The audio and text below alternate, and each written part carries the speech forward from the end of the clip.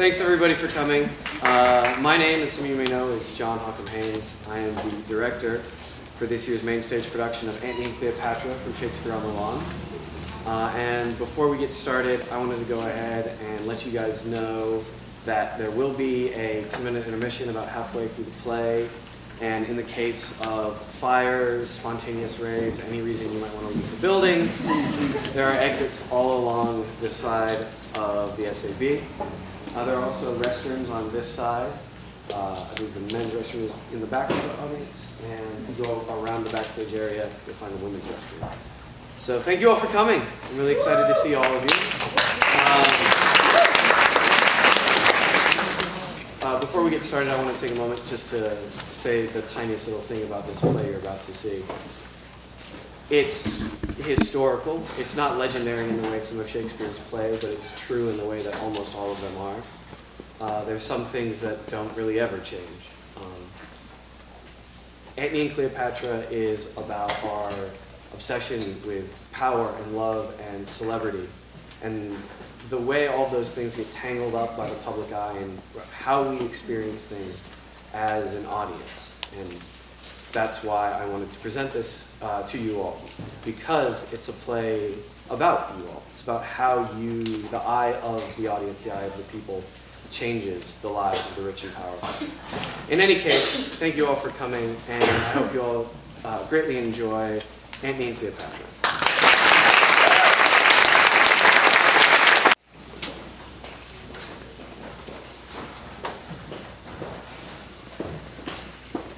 Nay, but this dotage of our generals o'erflows the measure. Those his goodly eyes that o'er the files and musters of war have glowed like plated Mars. Now bend, now turn the office and devotion of their view. Look where they come. Take a good note, and you shall see in him the triple pillar of the world transformed into a strumpet spool. If it be love indeed, tell me how much. There's beggary in the love that can be rugged. News, my good lord, from Rome. Greets me the sum. Nay, hear them, Antony. Fulvia, perchance is angry. Or who knows if the scarce-bearded Caesar have not sent his powerful mandate to you. Do this or this, take in that kingdom or enfranchise that. Perform it, or else we damn thee. How, my love? Perchance, nay. And most like, you must not stay here any longer. Your dismission is come from Caesar. Therefore, hear it, Antony. Call in the messengers, as I am Egypt's queen. Thou blushest, Antony, and that blood of thine is Caesar's omager. Also thy cheek pays shame when shrill-tongued Fulvia scolds. Let Rome in Tiber melt, and the wide arch of the ranged empire fall. Here is my space. Kingdoms are clay. Our dunging earth alike feeds beast as man. Nobleness in life is to do thus.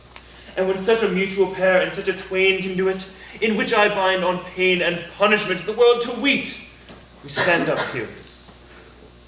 Excellent falsehood. Why did he marry Fulvia and not love her? I'll seem the fool I am not. Antony will be himself. But stirred my Cleopatra. Now, for the love of love in her soft hours, let's not confound the time with conference harsh. What sport tonight? Here, the ambassadors. Fie, wrangling queen, whom everything becomes to chide, to laugh, to weep, whose every passion fully strives to make itself in thee fair and admired. No messenger but thine, and all alone tonight we'll wander through the streets and note the qualities of people. Come, my queen, last night you did desire. Speak not to us.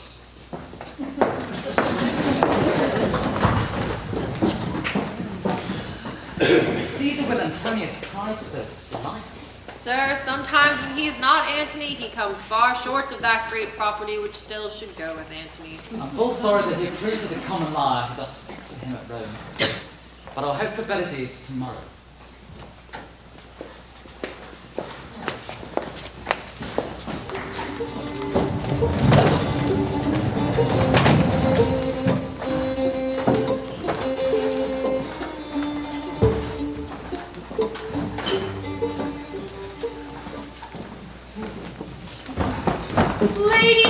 Alexis, sweet Alexis, most anything Alexis, almost most absolute Alexis. Where is the soothsayer that you praise so to the queen?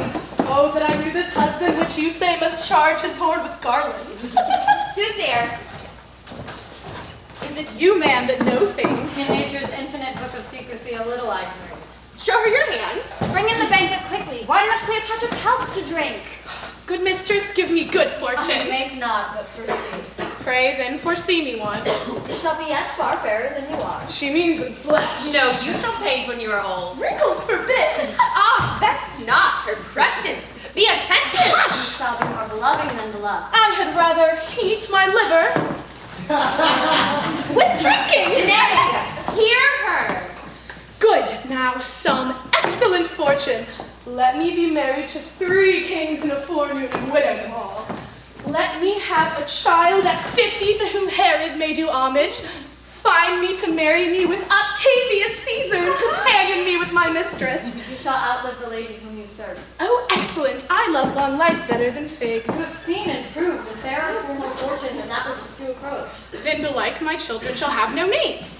Prithee, how many boys and wenches must I have? If every of your wishes had a womb, and fertile every wish a million. Out, fool! I forgive thee for a wish. You think none but your sheets are privy to your wishes. Nay, come, tell Iris hers. We'll know all our fortunes. Mine and most of our fortunes tonight shall be drunk to bed. There's a palm presages chastity, if nothing else. In the o'erflowing Nile presageth famine. Go to wild bedfellow, you cannot soothsay. Nay, but if an oily palm be not a fruitful prognostication, I cannot scratch my ear. Prithee, tell her but a worky day Your fortune. fortunes are alike. But how?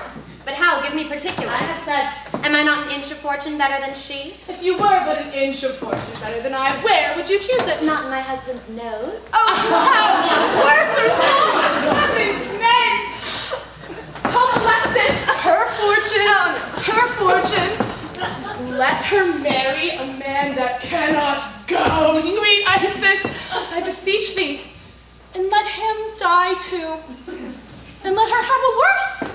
And let worse follow worse, till the worst of all follows her laughing to her grave.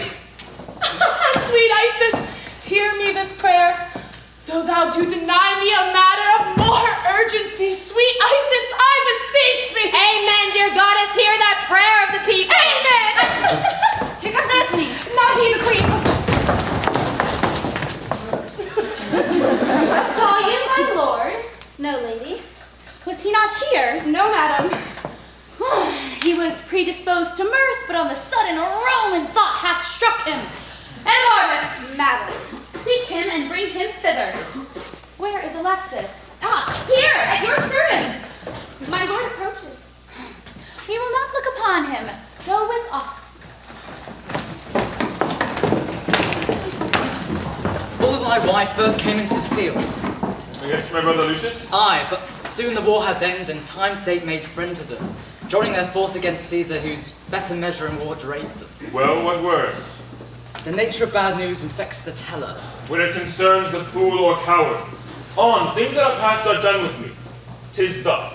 Who tells me true, though in his tale lie death, I hear him as he flattered. Libanus, this is stiff news. Hath with its Parthian force extended Asia from Euphrates, whilst Speak to me home. Mix not the general tongue.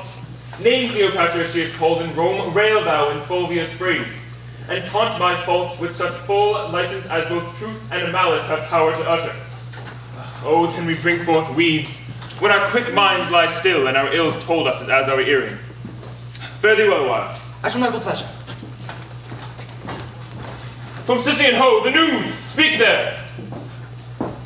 These strong Egyptian fetters I must break, or lose myself in dotage. What are you? Fulvia, thy wife is dead. With what else more serious importeth thee to know, this bears. Forbear me.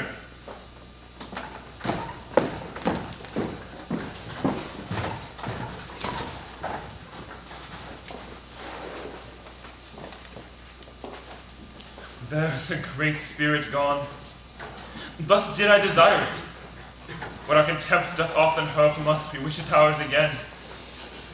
The present pleasure, by revolution lowering, does become the opposite of itself. She's good being gone. The hand could pluck her back that shoved her on. I must from this enchanting queen break off. 10,000 harms, more than the ills I know my idleness doth hatch. How now, Enobarbus? What's your pleasure, sir? I must with haste from hence. Why then we kill all our women. We see how mortal and unkindness is to them. They suffer our departure. Death's the word. I must be gone. Under a compelling occasion, let women die. It were a pity to cast them away for nothing. Though, between them and great cause, they should be esteemed nothing. Cleopatra, catching with the least word of this, dies instantly. Oh, I have seen her die 20 times upon a far poor moment. I do think there is metal in death, which creates some loving act upon her. She hath such a celerity in dying. She is cunning past man's thought. Alas, sir, no. Her passions are made of nothing but the finest part of pure love. We cannot call her winds and waters, sighs and tears. They are greater storms and tempests than almanacs can report. This cannot be cunning in her. Would I had never seen her. Oh, sir, you have been left unseen a wonderful piece of work, which not to have been blessed with all would have discredited your travels. Fulvia is dead. Sir? Fulvia is dead. Fulvia? Dead. Why then, sir, give the gods a thankful sacrifice. When it pleases their deities to take the wife of a man from him, it shows to man, the tailors of the earth, comforting therein, that when old robes are worn out, there are members to make new. If there were no more women but Fulvia, then had you indeed a cut, and a case to be lamented. This grief is crowned with consolation, and indeed the tears in an onion that do water this sorrow. The business she hath broached in state cannot endure my absence. And the business you have broached here cannot be without you, especially that of Cleopatra's, which wholly depends on your abode. No more light answers. Let our officers have notice we propose, which I shall break the cause of our expedience to the queen, and get her leave to part. For not alone the death of Fulvia, along with more urgent touches, do strongly speak to us, but the letters too of our many contriving friends in Rome do petition us at home.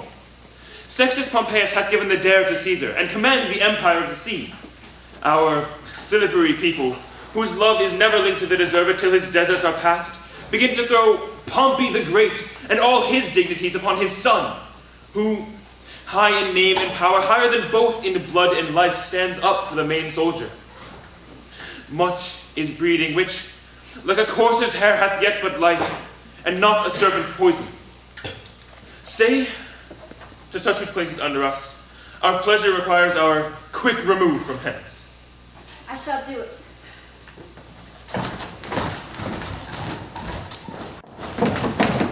Where is he? I did not see him since. See where he is, who he's with, what he does. I did not send you. If you find him sad, say I'm dancing. If in mirth, report that I'm sudden sick. Quick, and return. Madam, methinks if you did love him dearly, you do not hold the method to enforce the like from him. What should I do? I do not. In each thing give him way, cross him nothing. Thou teachest like a fool the way to lose him. Tempt him not so too far. I wish forbear. In times we hate that which we often fear. But here comes Antony. I am sick.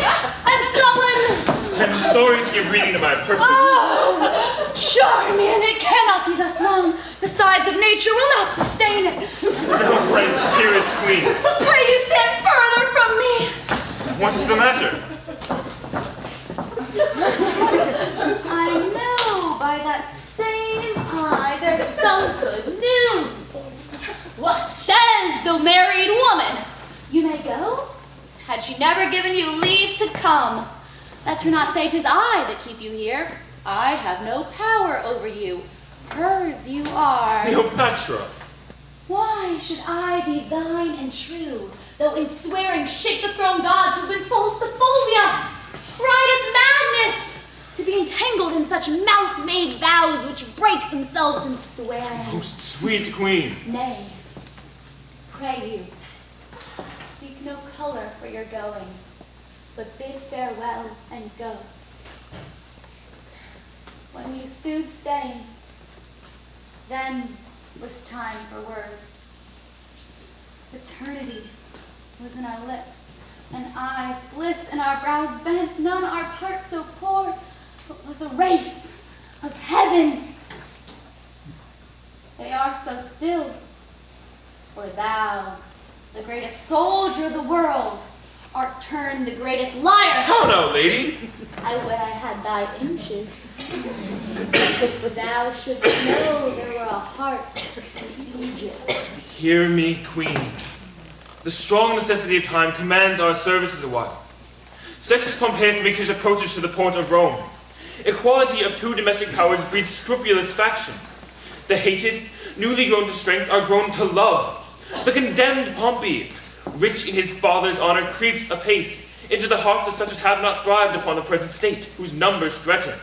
And quietness, grown sick of rest, would purge by any desperate change.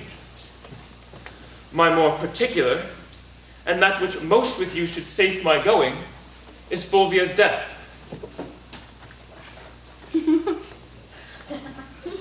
Though age from folly could not give me freedom, it does from childishness. Can Fulvia die? She's dead, my queen. Look, and at thy sovereign leisure read, see where and when she died. O most false love! Where were the sacred vials thou shouldst fill with sorrowful water? Now I see in Fulvia's death how mine received shall be. Quarrel no more, but be prepared to know the purposes I bear, which are or cease as you shall give the advice. By the fire that quickens now this slime, I go from hence thy soldier. Servant, making peace or war as thou affectest. I am quickly ill and well, so Antony loves. Good now, play one scene of excellent dissembling and let it look like perfect honor. You'll heat my blood, no more. You can do better yet. Now by my sword! And target! Still he mends, but this is not his best. Prithee, Charmian, how this Herculean Roman does become the carriage of his chase. I leave you, lady. Courteous lord, one word more. Sir, you and I must part. That's not it. Sir, you and I have love, but there's not it.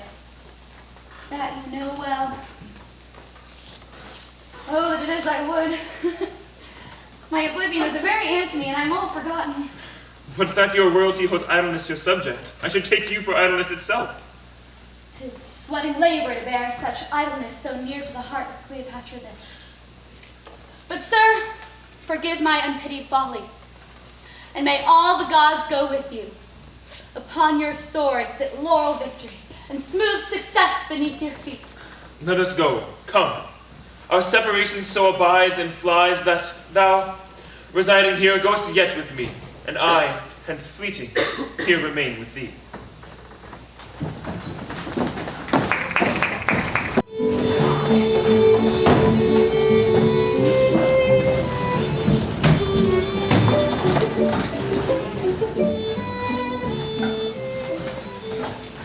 You are too indulgent. Let us grant it is not amiss to tumble on the bed of Ptolemy, to rent a kingdom for a mirth, to reel the streets at noon, and stand the buffet with knaves that smell of sweat. Say this becomes him, as his composure must be rare indeed whom these things cannot blemish. Yet must Antony in no way excuse his soils when we do bear such great weight in his lightness? If he filled his vacancy with his voluptuousness, full surfeits and the dryness of bones call on him for it. But to confound such time that drums him from his sport, and speaks as loud as his own state and ours, 'tis to be chid, as we rate boys who, being mature in knowledge, pawn their experience to their present pleasure, and so rebel to judgment. Here's more news. Thy biddings have been done. And every hour, most noble Caesar, shalt thou have report how 'tis abroad. Pompey is strong at sea. To the ports the discontents repair, and men's reports give him much wrong. I should have known no less. It hath been taught us from the primal state, that he which is was wished until he were. And the ebbed man, ne'er loved till ne'er worth love, comes dear by being left. This common body, like to a vagabond flag upon the stream, goes to and back, lacking the varying tide to rot itself with motion. Caesar, I bring thee word. Menecrates and Manus, famous pirates, make the sea serve them. Many hot inroads they make in Italy, the borders maritime lack flood to think on it, and flesh youth revolt. No vessel can peace forth, but 'tis as soon taken as seen, for Pompey's name strikes more than could his war resist it. Antony, leave thy lascivious sails. When thou once wast beaten from Modena, where thou slewest Hirtus and Pansa, consuls, at thy heel did famine follow. Thou didst drink the stale of horses, and the gilded puddle which beasts did cough at. Thy palate then did deign the roughest berry from the rudest hedge. It is reported thou didst eat strange flesh, which some did die to look on. And all this was born so like a soldier, that thy cheek so much as lanked not. 'Tis pity of him. Let his shames quickly drive him to Rome. 'Tis time we twain did show ourselves in the field, to which end assemble we immediate council. Pompey thrives in our idleness. Tomorrow, Caesar, I shall be furnished to inform you rightly both what by sea and land I can be able to front this present time. To which encounter 'tis by business too. Farewell.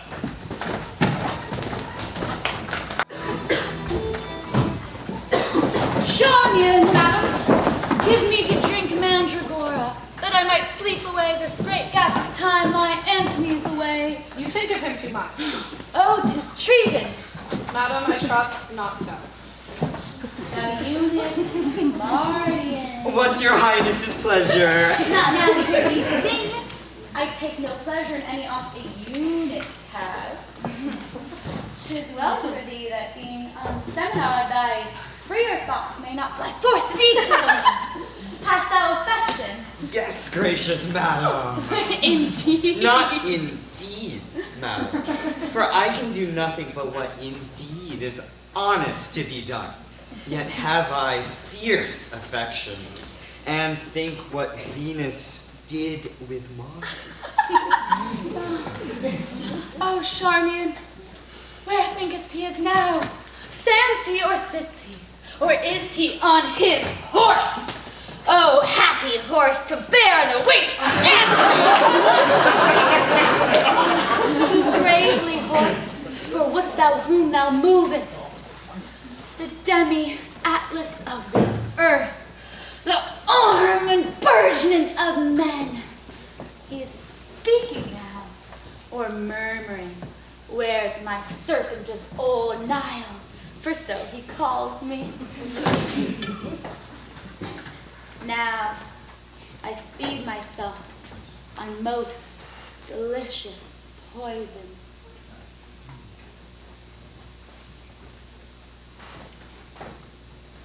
Think on me, broad-fronted Caesar.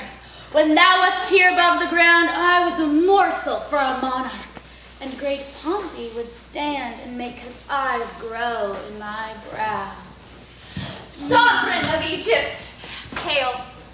How much unlike thou art, Mark Antony, yet coming from him this great medicine with extinct hath gilded thee. How goes it with thy brave Mark Antony? Last thing he did, dear queen, he kissed the last of many double kisses, this orient pearl. His speech sticks in my heart. Mine ear must pluck it thence. Good friend, quoth he, say the firm Roman to great Egypt sends this treasure of an oyster, at whose foot to mend the petty present I will piece her opulent throne with kingdoms. All the East, say thou, shall call her mistress. So he nodded, and soberly did mount an arm-gaunt steed. What? Was he sad or merry? like to the time of the year between the extremes of hot and cold, he was nor sad nor merry. Oh, well-divided disposition. Note him, he was not sad, for he would shine on those that make their looks by his. He was not merry, which would seem to suggest that his remembrance lay in Egypt with his joy. Between both. Oh, heavenly mingled, beest thou sad or merry, the violence of either thee becomes, so it does no man else. Mettest thou my posts? Aye, madam, 20 several messengers. Why do you send so thick? Who's born the day that I should forget to send to Antony shall die a beggar. Ink and paper, Charmian.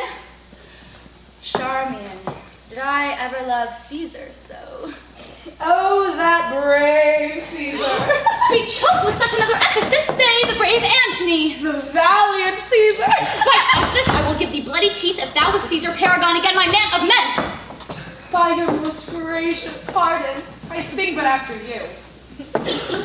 My salad days, when I was green in judgment, cold in blood, to say as I said then. But come, away, get me ink and paper. He shall every day have a several greeting, or I will unpeople Egypt.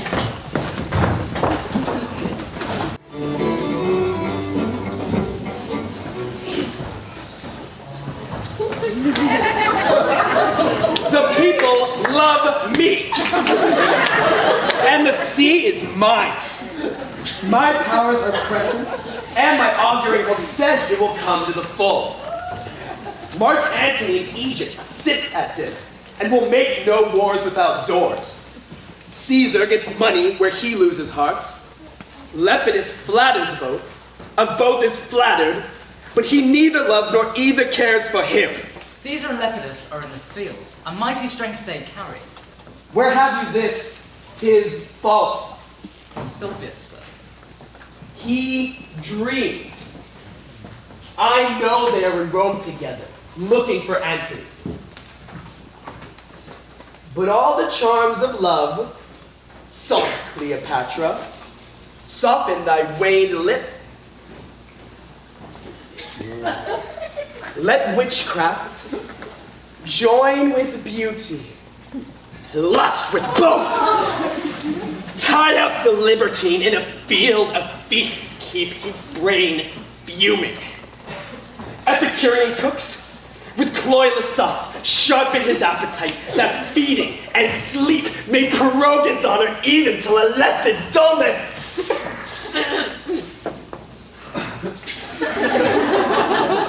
How now, Menecrates? This is most certain that I am to deliver. Mark Antony is at every hour in Rome expected, since he went from Egypt to the space for further travel. I could have given less matter a better ear. Menace, I did not think this amorous surfeiter would have donned his helm for such a petty war. His soldiership is twice the other twain, but let us rear the higher of our opinion that our stirring can from the lap of Egypt's widow pluck the ne'er lust-wearied Antony. I cannot hope Caesar and Antony shall breed well together. His wife is dead to trespasses to Caesar. His brother warred upon him. I know not, Menace, how lesser enmities may give way to greater. Were it not that we stand against them all, 'twere pregnant they should square between themselves, for they have entertained cause enough to draw their swords. But how the fear of us may cement their divisions and bind up. Come, Menace.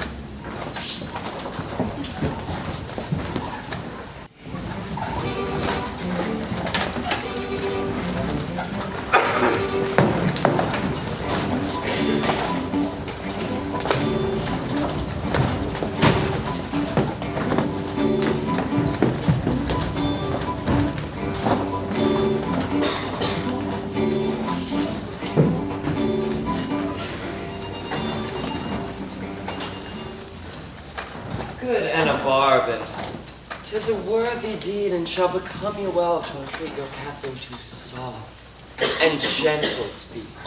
I shall entreat him to answer like himself. If Caesar move him, let Antony look over Caesar's head and speak as loud as Mars.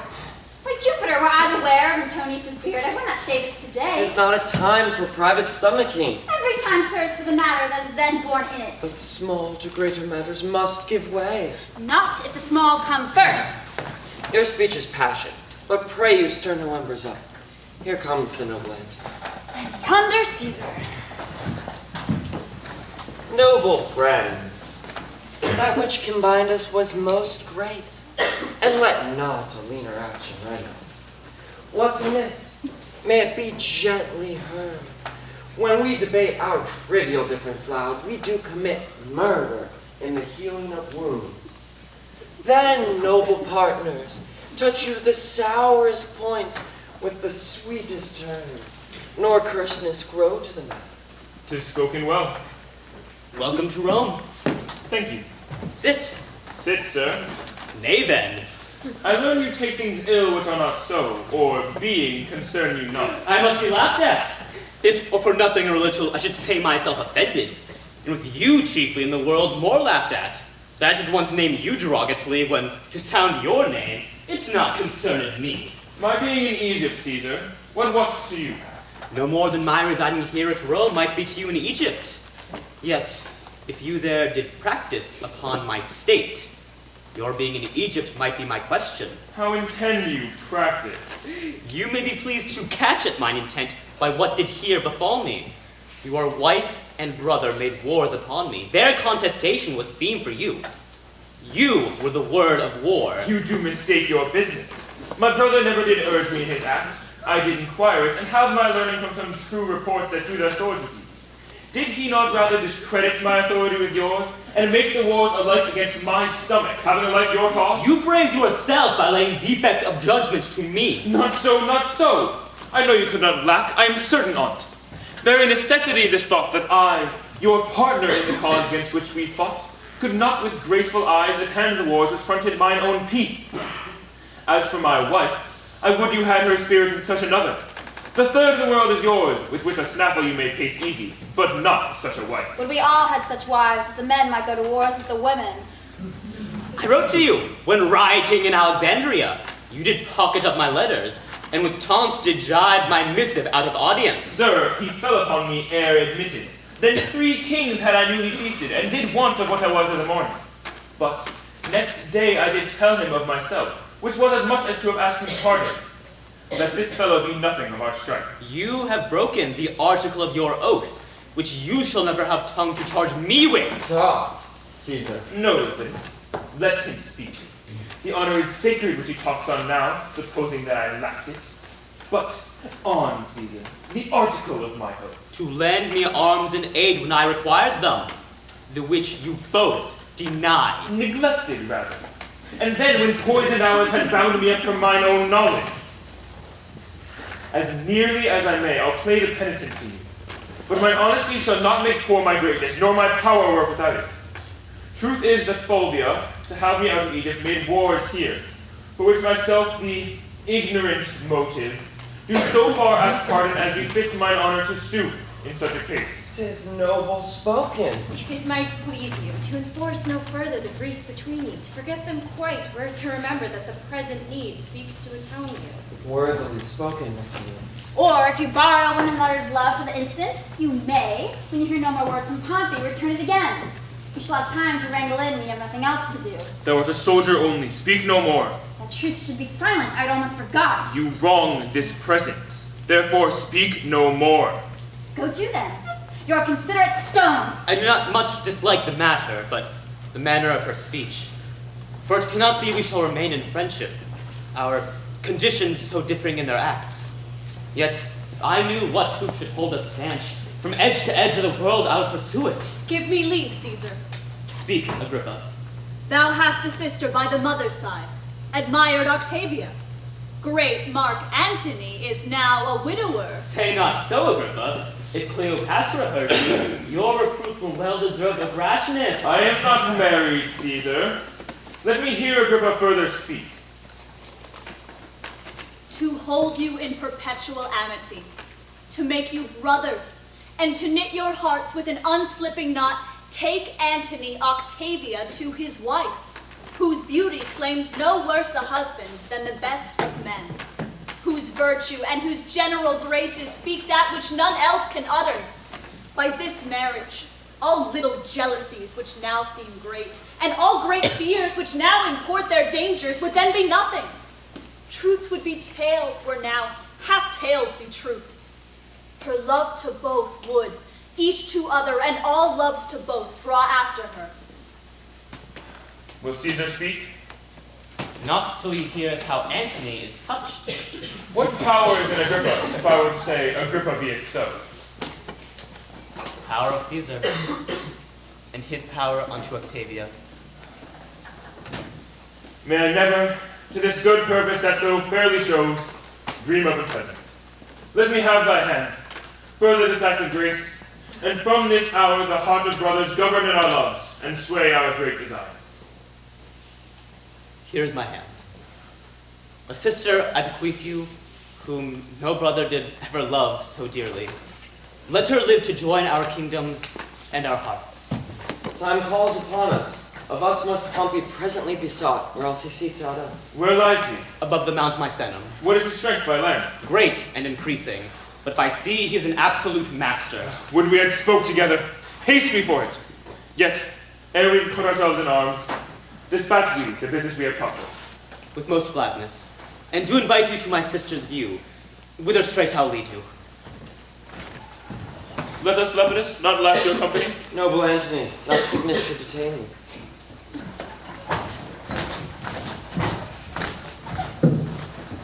Welcome to Egypt.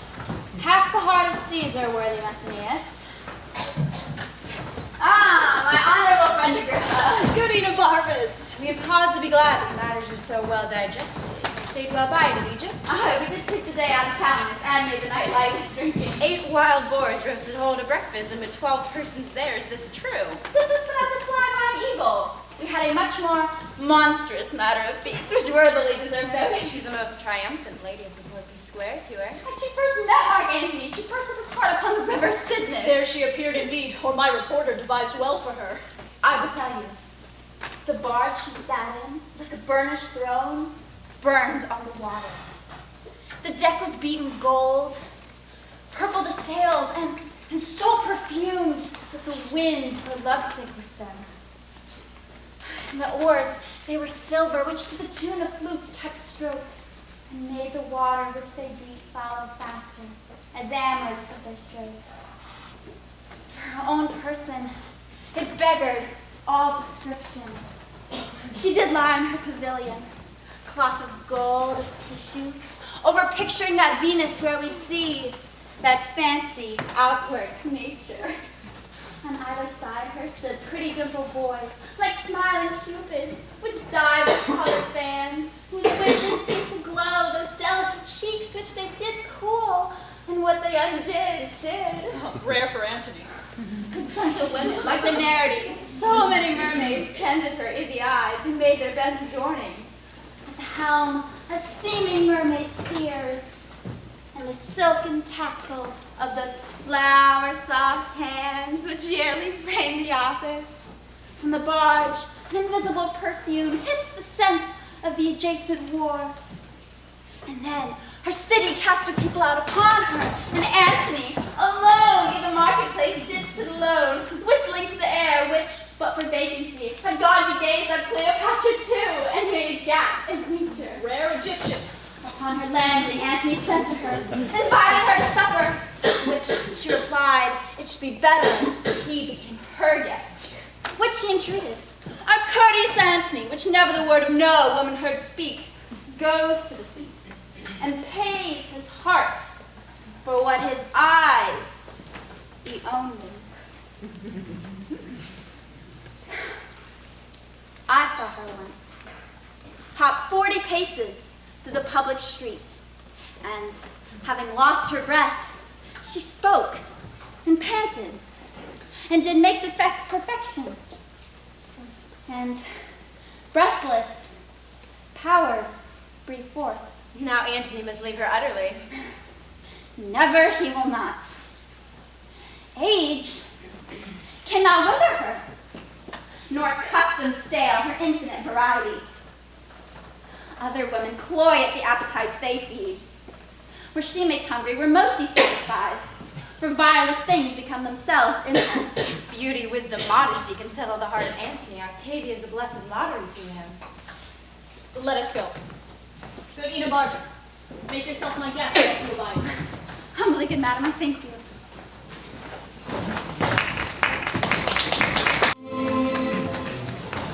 The world and my great office will sometimes divide me from your bosom. At which time, before the gods, my knee shall bow my prayers to them for you. Good night, sir. My Octavia, read not my blemishes in the world's report. I have not kept my swear, but that to come shall all be done by the rule. Good night, dear lady. Good night, sir. Good night.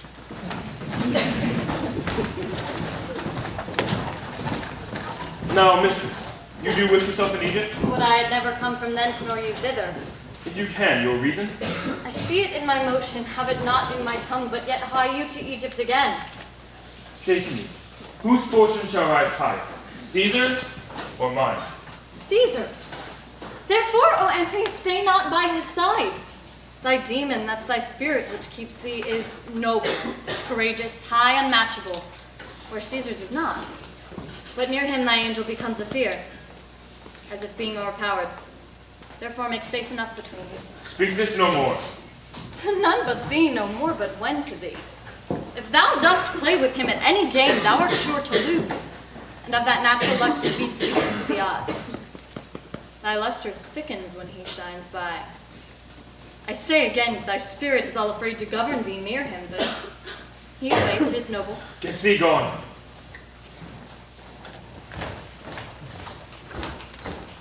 Yet art or hath yet spoken truth.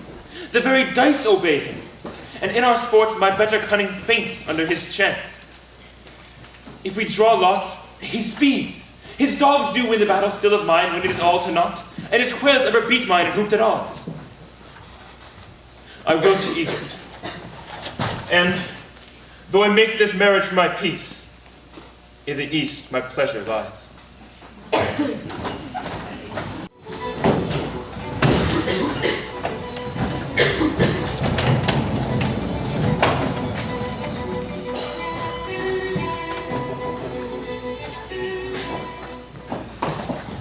Give me some music, moody food of us that trade and love.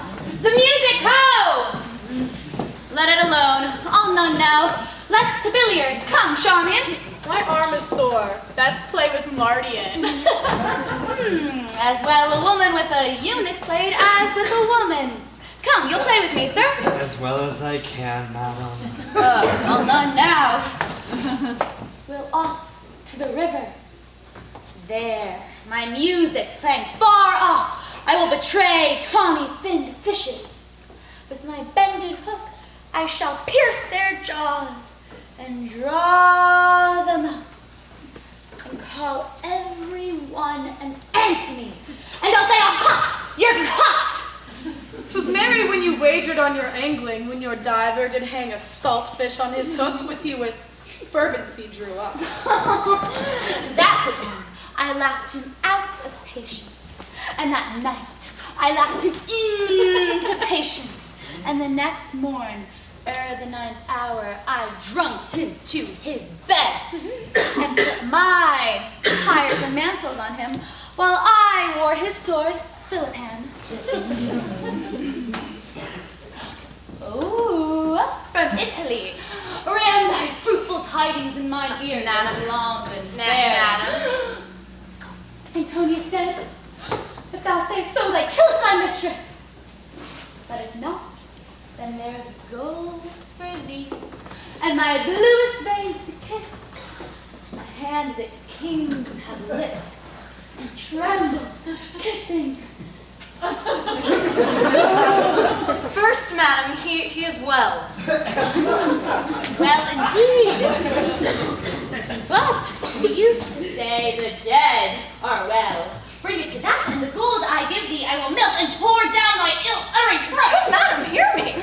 Go to, I will. But there is no goodness in thy face. If Antony be free and helpful, so court a favor to bring such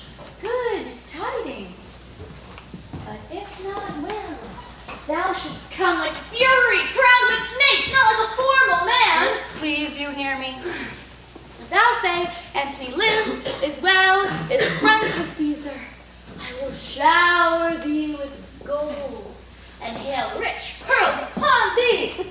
Madam, he is well. Well said. And friends with Caesar. Thou art an honest girl. Caesar and he are greater friends than ever. Make thee a fortune from me. But yet, madam, I do not like, but yet,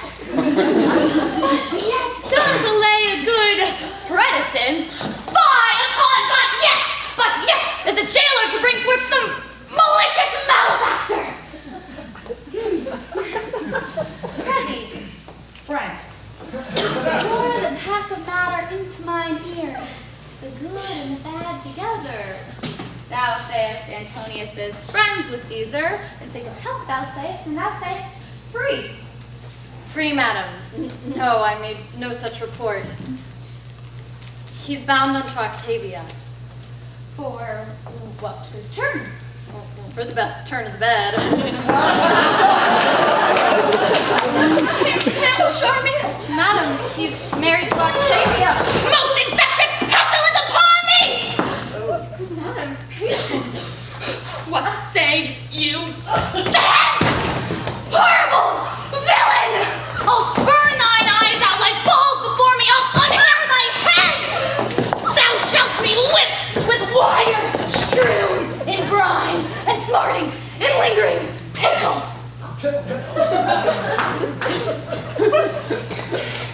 Gracious madam, I that do bring the news made not the match. Thou say, it is not so. A province I will give thee, and make thy fortunes proud. The blow thou hadst shall pay for moving me to rage.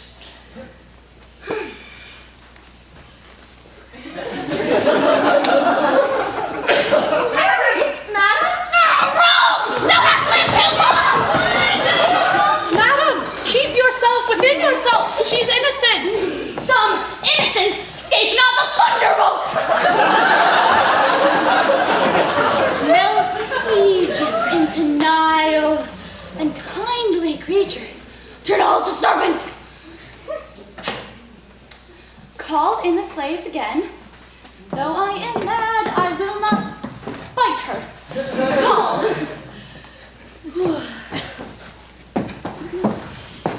She's afeard to come. I will not hurt her.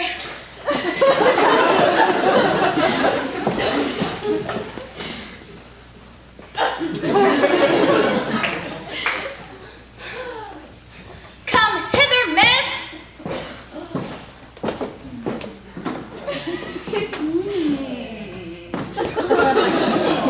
Though it be honest, it is never good to bring bad news. To a gracious message give up a host of tongues, but let the ill tidings tell themselves when they be filled. I have done my duty. Is he married? I cannot hate thee worser than I do if thou sayest it. He's married, madam. The gods confound me! Dost thou hold their sin? Should I lie, madam? Oh, I would thou didst! Had thy Narcissus face, thou wouldst appear most ugly.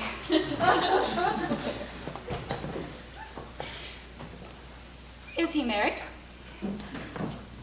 Take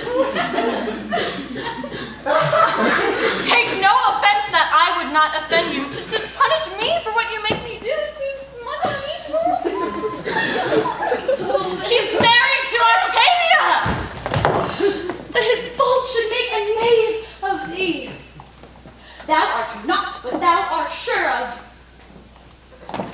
The merchandise which thou hast brought to me from Rome are all too dear to me. Put they on thy hand and be undone by them. Good your highness, patience. In praising Antony, I have dispraised Caesar. Many times, madam. I am paid for it now.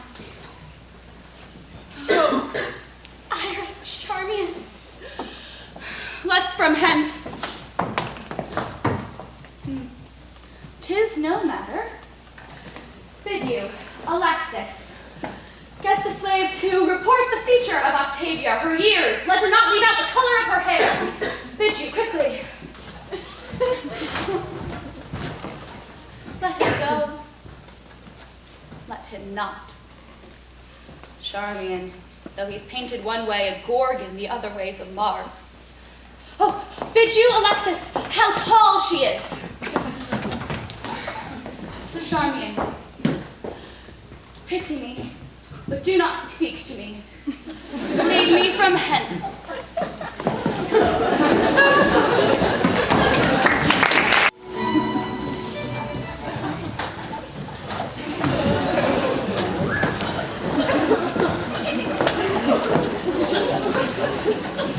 Your hostages I have, so have you mine.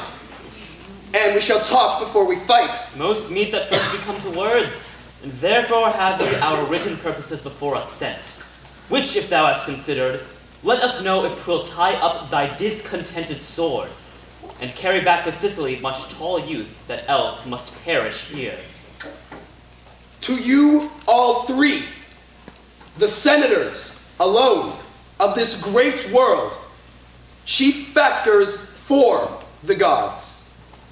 I do not know wherefore my father should revengers want, having a son and friends. Since Julius Caesar, who at Philippi the good Brutus ghosted, there saw you laboring for him.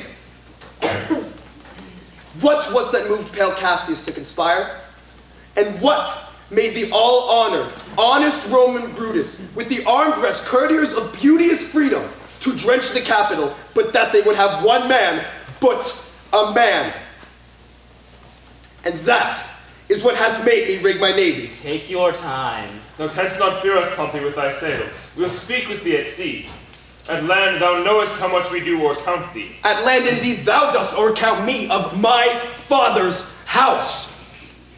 But since the cuckoo builds not for himself, remain in 'tis thou mayest. Be pleased to tell us how you take the offers we have sent you. There's the point. You have made me offer of Sicily, Sardinia, and I must rid all the sea of pirates, then to send measures of wheat to Rome.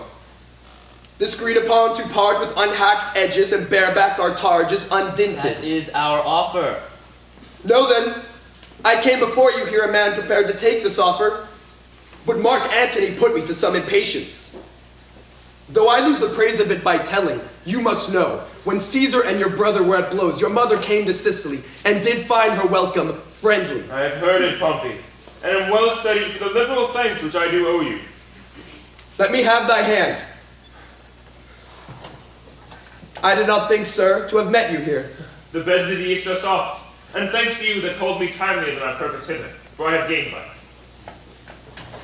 Since I saw you last, there is a change upon you.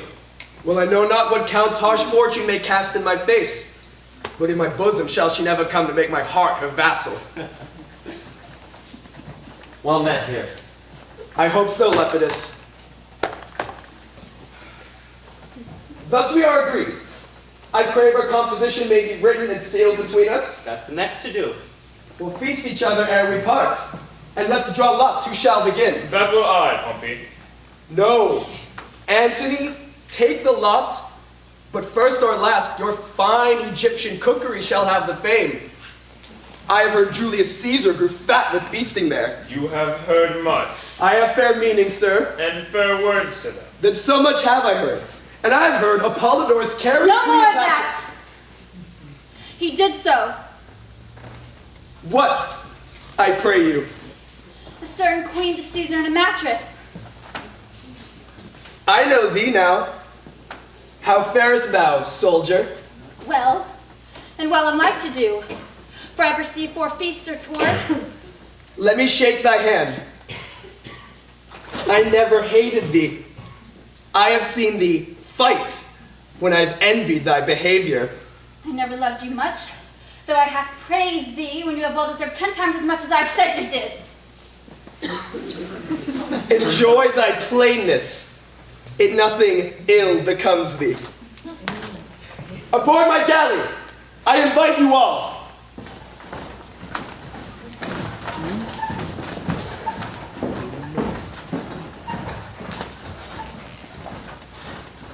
My father, Pompey, would never have made this treaty.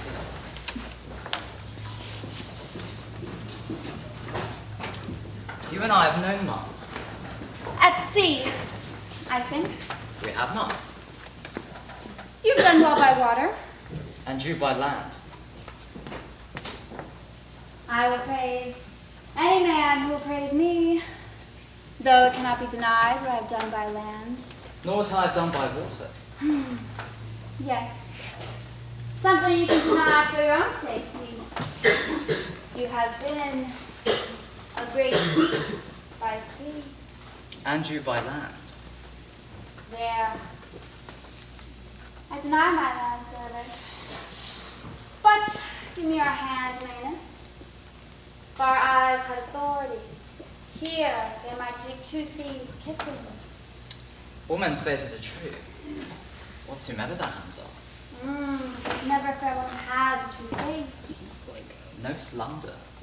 They still hearts. We came hither to fight with you. For my part, I saw it has turned to a drinking. Pompey doth this day laugh away his fortune.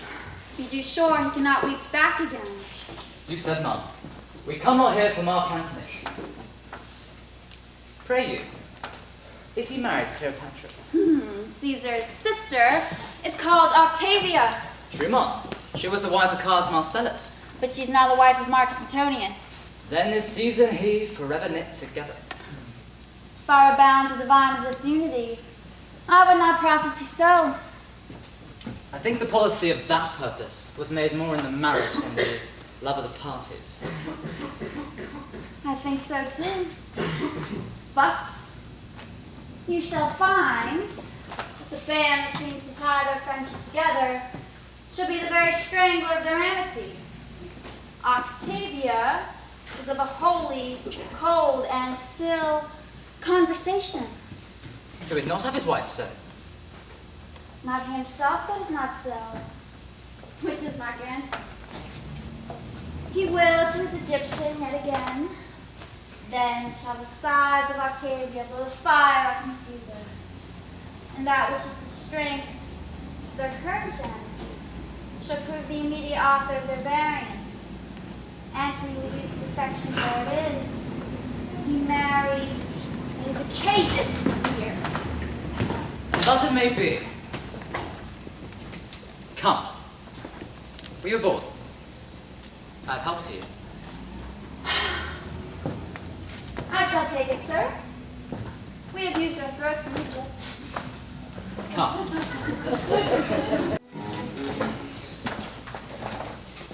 What? Are the brothers parted? They have dispatched Pompey. He is gone. The other 3 are sailing. Octavia weeps apart from Rome. Caesar is sad, and Lepidus, since Pompey's feast, is troubled with the green sickness. 'Tis a noble Lepidus. A very fine one. Oh, how he loves Caesar. Nay, but how dearly he adores Mark Antony. Caesar, why is the Jupiter men? What's Antony? The god of Jupiter. He prays Caesar. Say Caesar, go no further. Indeed, he plied them both with excellent praises. But he loves Caesar best, yet he loves Antony. Oh, hearts, tongues, figures, scribes, bards, poets cannot think, speak, cast, write, sing, never always loved Antony. But as for Caesar, kneel down, and wonder. Both he loves. They are as shards, neither beetle. So this is the horse.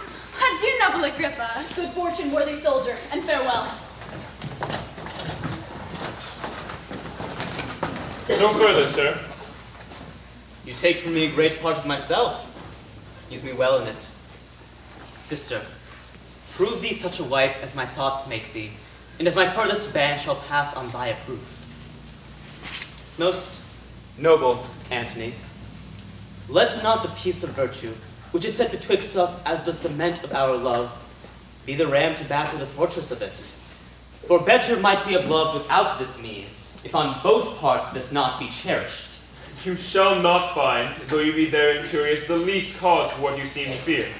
So, the gods keep you, and to make the hearts of Romans serve your end. We will here part. Farewell, my dearest sister. Fare thee well. The elements be kind to thee, and make thy spirits all of comfort. Fare thee well. My noble brother, The April is in her eyes. It is love spring, and these the showers to bring it on. Be cheerful. sir, look well to my husband's house, and What, Octavia? I'll tell you in your ear. Her tongue will not obey her heart, nor can her heart inform her tongue. The swan's down feather that stands upon the swell at full of tide, and neither way you find. Does Caesar weep? He has a cloud in his face. He were the worse for that, were he, horse? So is he being a man? Why, Enobarbus, when Antony found Julius Caesar dead, he cried almost to roaring, and he wept when at Philippi he found Brutus slain. Yes, that year he was troubled with the rheum. Well, willingly he did confound, he wailed. Believe us, till I wept too. No, my sweet Octavia, you shall hear from me still. The time shall not outgo my thinking on you. Let all the number of the stars give light to thy fair way. Farewell. Farewell. Farewell.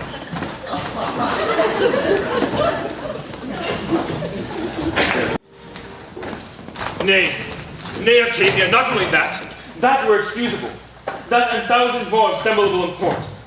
But he hath waged new wars against Pompey, made his will, and read it to the public ear. Spoke scantily of me, and when perforce he could not but pay me terms of honor, cold and sickly he vented them. When the best hint was given him, he not took, or did it from his teeth. Oh, my good lord, believe not all, or if you must believe, stomach not all. A more unhappy lady of this division chance never stood between, praying for both parts. The good gods me presently, when I shall pray, oh, bless my lord and husband, undo that prayer by crying out as loud, oh, bless my brother. Husband, win, brother, praise and destroys the prayer. No midway twixt these extremes at all. Gentle Octavia, let your best love draw to that point which best seeks to preserve it. If I lose mine honor, I lose myself.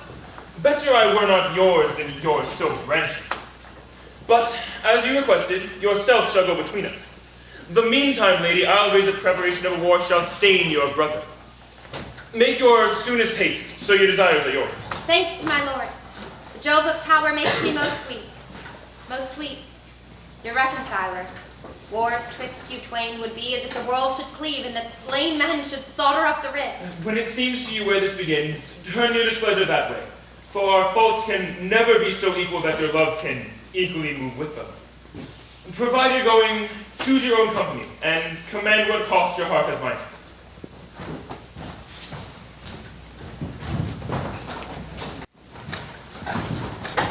Contending Rome, he has done all this, and more in Alexandria. Here's the manner of it. In the marketplace, on a tribunal silvered, Cleopatra and himself in chairs of gold were publicly enthroned. At the feet sat Caesarion, whom they call my father's son, and all the unlawful issue that their lust since then hath made between them. Unto her he gave the establishment of Egypt, made her of Lower Syria, Cyprus, Lydia, absolute queen. This in the public eye.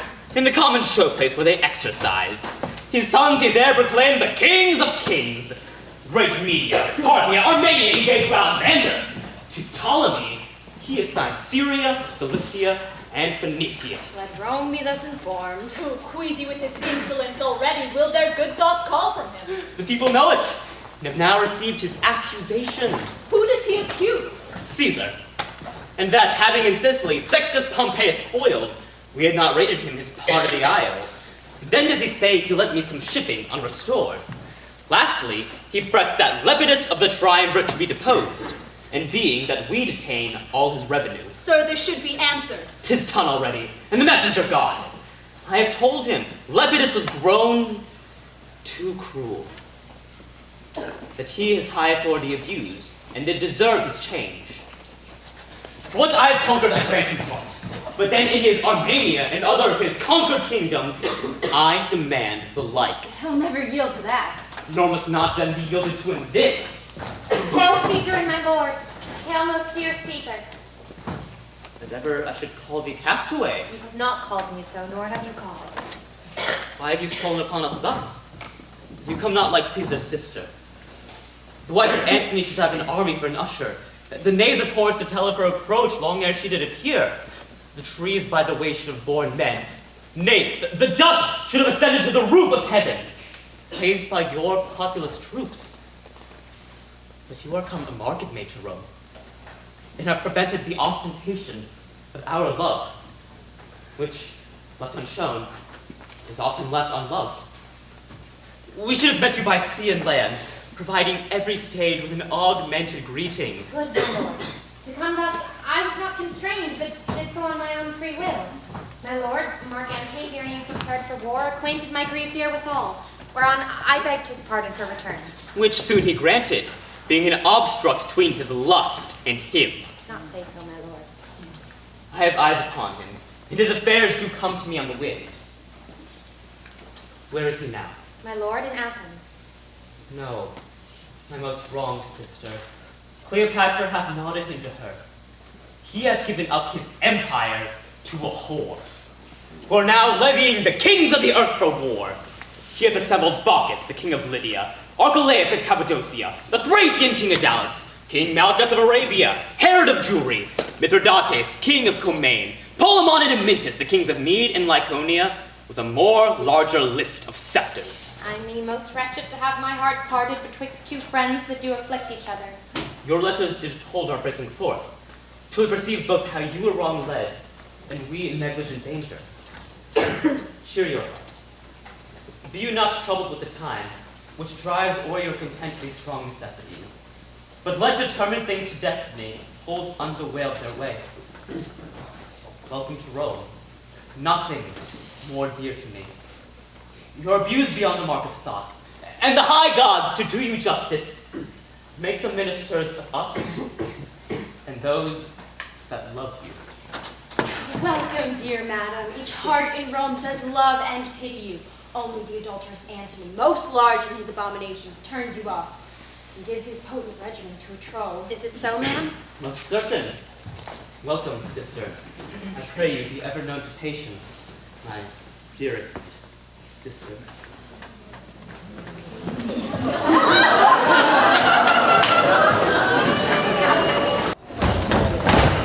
Thou hast forspake my being in these wars and say it is not fit. Well, is it? If not denounced against us, why should not we be there in person? Your presence needs most puzzles, Antony. Take from his heart, take from his brain. What should not that be spared? He is already introduced for levity. And it is said in Rome that Photinus and Eunuch and your maids manage this war. Sink Rome, and their tongues rot that speak against us. A charge in the war we bear, and as president of my kingdom, I will appear therefore as a man. Speak not against it. I will not stay behind. Nay, I have done. Here comes the emperor. Is it not strange, Canidius, that from Tarentum and Brundusium he could so quickly cut the Ionian Sea and take in Turin? Celerity is never more admired than by the negligent. A good rebuke, which might well have become the best of men to taunt that slacken. Canidius, we'll fight with him at sea. By sea, what else? Why will my lord do so? For that he dares us to it. So hath my lord dared him to single fight? Aye, and to wage this battle at Pharsalia, where Caesar fought with Pompey. But these offers, which serve not for his vantage, he shakes off, and so should you. Your ships are not well manned. Your mariners, mules, reapers, people engrossed by swift and press. On Caesar's fleet are those who often have against Pompey fought. Your ships are yare, yours heavy. No shame shall befall you, Antony, for refusing him at sea. Be prepared for land. By sea! By sea! Most worthy, sir, you there, and throw away the absolute soldiership you have by land. Distract your army, which doth consist of war-marked footmen.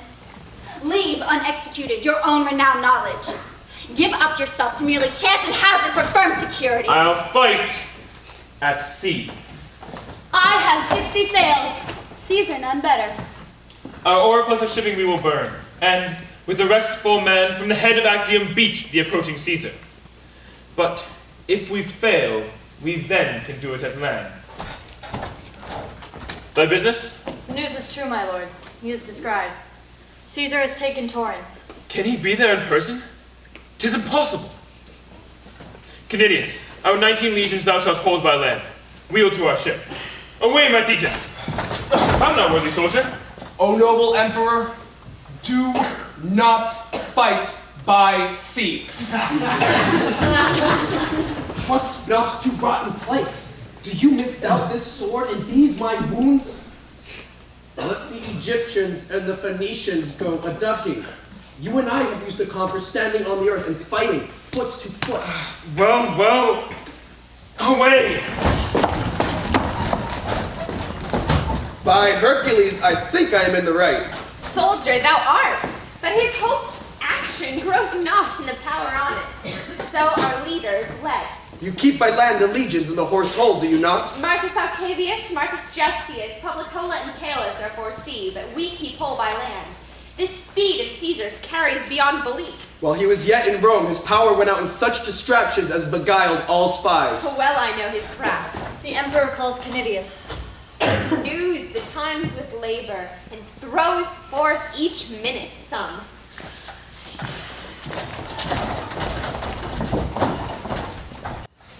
To you, all 204 in attendance, the patrons alone of this great show, chief factors for our production.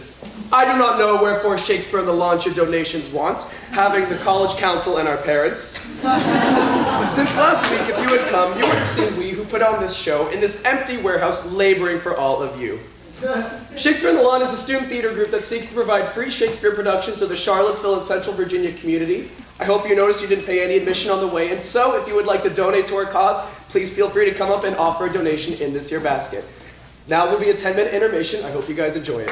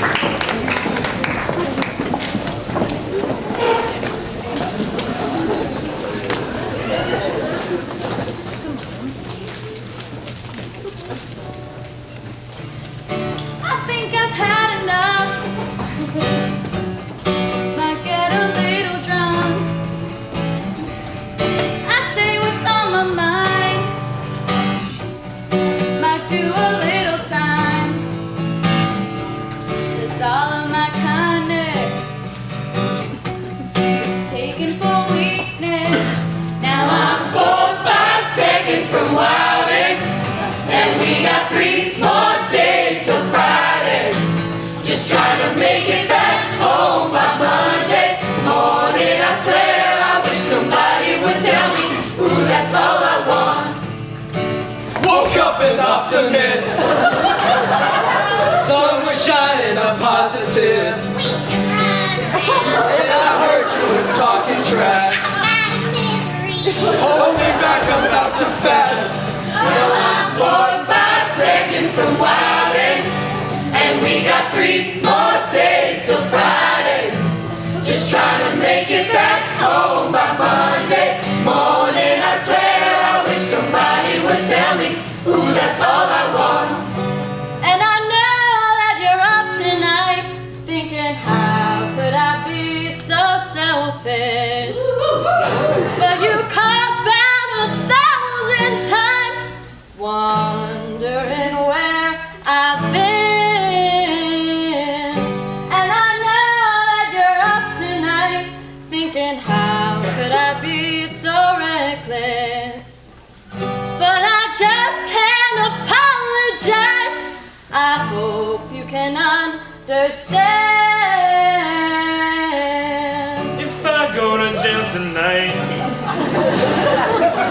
promise you'll pay my bail. They wanna buy my pride, but that just ain't up for sale. Cause all of my kindness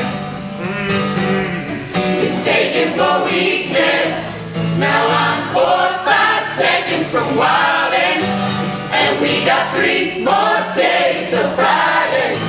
Just trying to make it back home by Monday morning. I swear I wish somebody would tell me, ooh, that's all I want. 4 or 5 seconds from wildin', and we got 3 more days till Friday. Just trying to make it back home by Monday morning. I swear I wish somebody would tell me, that's all I want.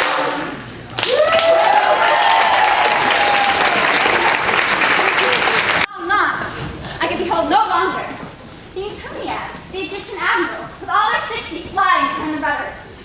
To cease mine eyes are blasted. Gods and goddesses, all the whole sin out of them. What's thy passion? The greater cantle of the world is lost with very ignorance. We have kissed away kingdoms and provinces. How appears the fight? On our side, like the tokened pestilence, where death is sure. Yon revaged land of Egypt, whom leprosy o'ertake. In the midst of the fight, with vantage like a pair of twins appeared, both as the same, or rather ours the elder. The breeze upon her, like a cow in June, hoist sail and flies. That I beheld. Mine eyes did sicken at the sight and could not endure a further view. She once being looped, the noble ruin of her magic Antony claps on a sea wing, and like a doting mound leading a fighting height, flies after her. Experience, manhood, honor, never before did violate itself so. Alack! Our fortune on the sea is out of breath and sinks most lamentably. And our general been what he knew himself. It had gone well. Oh, he has given example for our flight most grossly by his own. Aye, are you thereabouts? Why that good night indeed? To Caesar will I render my legions and my course. 6 kings already show me the way of yielding. I'll yet follow the wounded chance of Antony, though my reason may sit in the wind against me.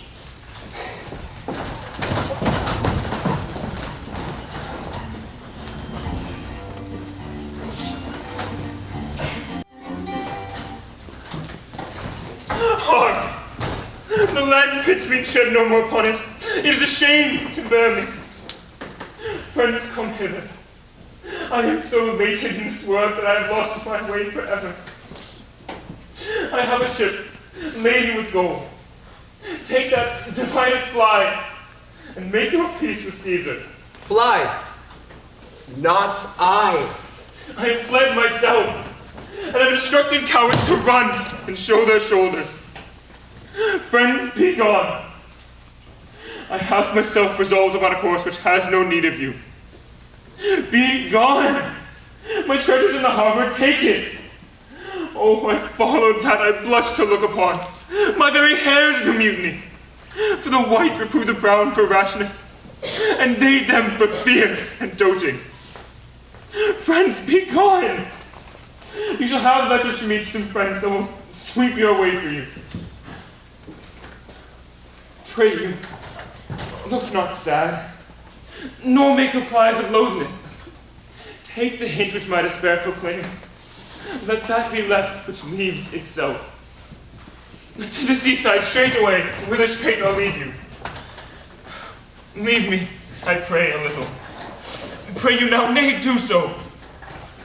For indeed I have lost command. Therefore I pray you, I'll see you by and by. Nay, gentle madam, take him. Comfort him. Do, most dear queen. Do, why? What else? Let me sit down. Oh, Oh, no. See you here, sir. Oh, fie. Madam, oh good empress. Sir. Yes, my lord, yes. He at Philippi kept his sword in like a dancer, while I struck the lean and wrinkled Cassius, and 'twas I the mad Brutus ended. He alone dealt on lieutenantry, and no practice had in the brave squares of war. But now, no matter. Oh, stand by. The queen, my lord, the queen. Go to him, madam, speak to him. He is unqualified with very shame. Well then, sustain him! Oh. Most noble sir, arise. The queen approaches. Her head's declined, and death will seize her. But your comfort makes the rescue. I have offended reputation. A most unnoble swerving. Sir, the queen. Oh, whither hast thou led me, Egypt? See how I convey my shame out of thine eyes, by looking back on what I have left behind, destroyed in dishonor. Lord, forgive my fearful sails. I little thought you would have fallen. Egypt, thou knewest too well my heart was to thy rudder tied by the strings, and thou shouldst tow me after. O'er my spirit had full supremacy, thou knewest. Pardon.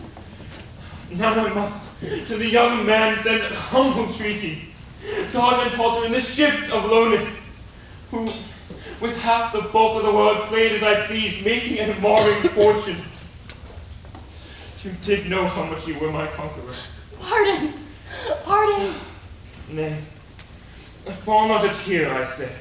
One of them makes all that is won and lost. Give me a kiss. Even this repays me.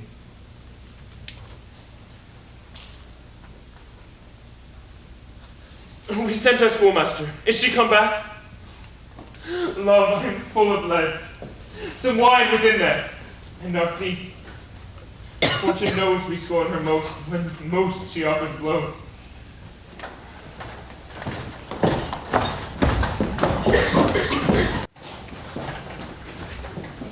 Let it appear that's come from Antony. Know you him? Caesar is his schoolmaster.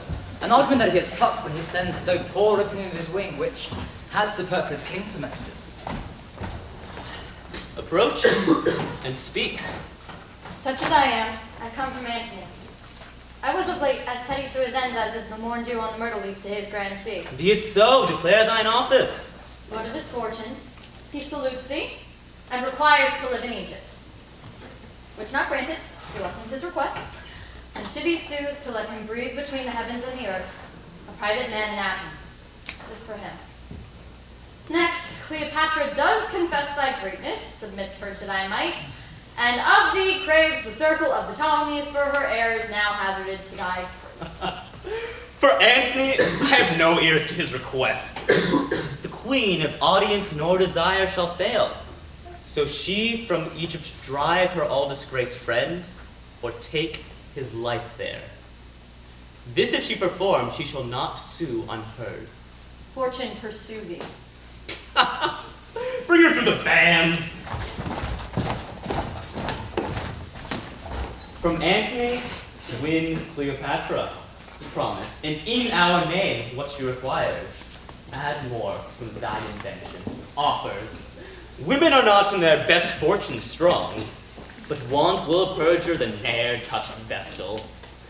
Try thy cunning, Thereus.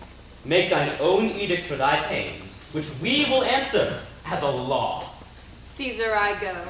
Observe how Antony becomes his very flaw, and what thou thinkest his very action speaks in every power that moves. Caesar, I shall.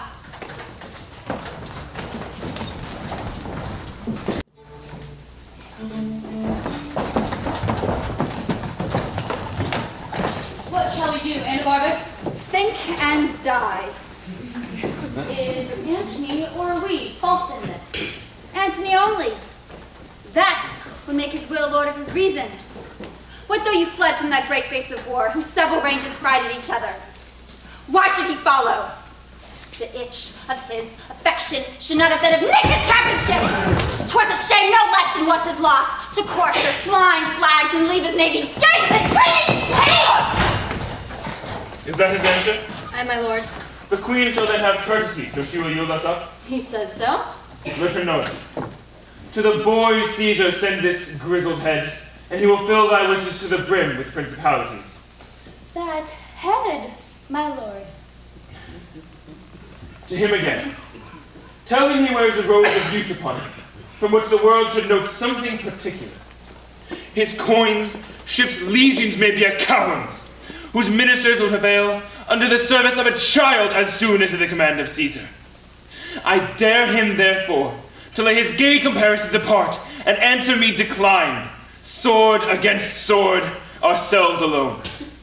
All right, follow me. Yes. Like enough, high-ballad Caesar will unstake his happiness, be staged to show against the sworder. I see men's judgments are a parcel of their fortunes, and things outward do draw the inward quality after them, to suffer all alike. Caesar, thou hast subdued his judgment too. A messenger from Caesar. What? No more ceremony! Against the blown rose may they stop their nose that kneeled to the buds. Admit him, sir. With mine honesty and I begin to square. The loyalty well held to fools does make our faith in folly. Yet he that can follow with allegiance a fallen lord does conquer him that did his master conquer, and earns a place in the story. Caesar's will. Hear it apart. None but friends. Say boldly. So happily are they friends to Antony. He needs as many myths as Caesar has, or needs not us. If Caesar please, our master will leap to be his friend. So, thus then, most renowned, Caesar entreats not to consider in what state thou standest further than he is Caesar. Go on. Right, royal. He knows that you embrace not Antony as you did love, but as you feared him. He is a god, and knows what is most right. Mine honor was not yielded, conquered merely. To be sure of that, I lost Antony. Sir, sir, why art thou so leaky that we must leave thee to thy sinking? For thy dearest must quit thee. Shall I say to Caesar what you require of him? For he partly begs to be desired to give. It would warm his heart to hear from me you had left Antony and put yourself under his shroud, the universal landlord. What's thy name? My name is Thereus. Most kind messenger, say to Caesar this. In deputation, I kiss his conquering hand. I am prompt to lay my crown at his feet, and there to kneel. 'Tis your noblest course. Wisdom and fortune combating together, when the former may dare but what it can, no chance may shake it. And thus give me grace to lay my duty on thy hand. Your Caesar's father oft, when he hath bemused of taking in kingdoms, placed his lips on that unworthy place, as it rained kisses. Fierce, by Jove that thunder! What art thou, Slattern? One that does the bidding of the greatest man and the worthiest to have command obeyed. Approach there! Ah, you kite! Now gods and devils! Authority melts from me! Of late, when I cried ho like boys unto a muss, kings would start forth! Have you no ears? I am Antony yet! Take hence this wretch, and whip her! 'Tis better playing with the lion's whelp than an old one dying. Moon and stars, whip her! Which 20 of the greatest tributaries that do acknowledge Caesar? Should I find them so saucy with the hand of she here? What's her name since she was Cleopatra? Whip her, fellows, till like a dog you see her cringe her face and whine aloud for mercy. Mark Antony. Tug her away. Being whipped, bring her again. The slave of Caesar shall bear us an errand to him.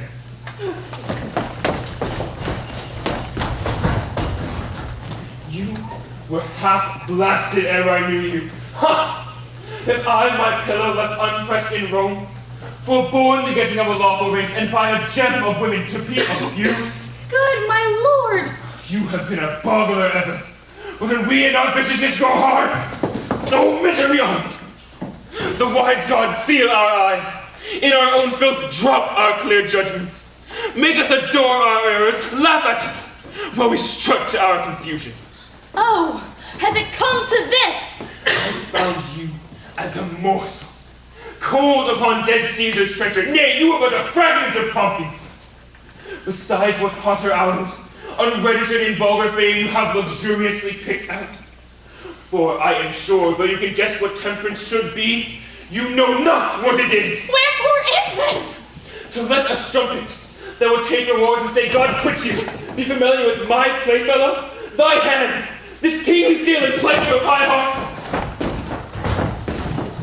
Is she whipped?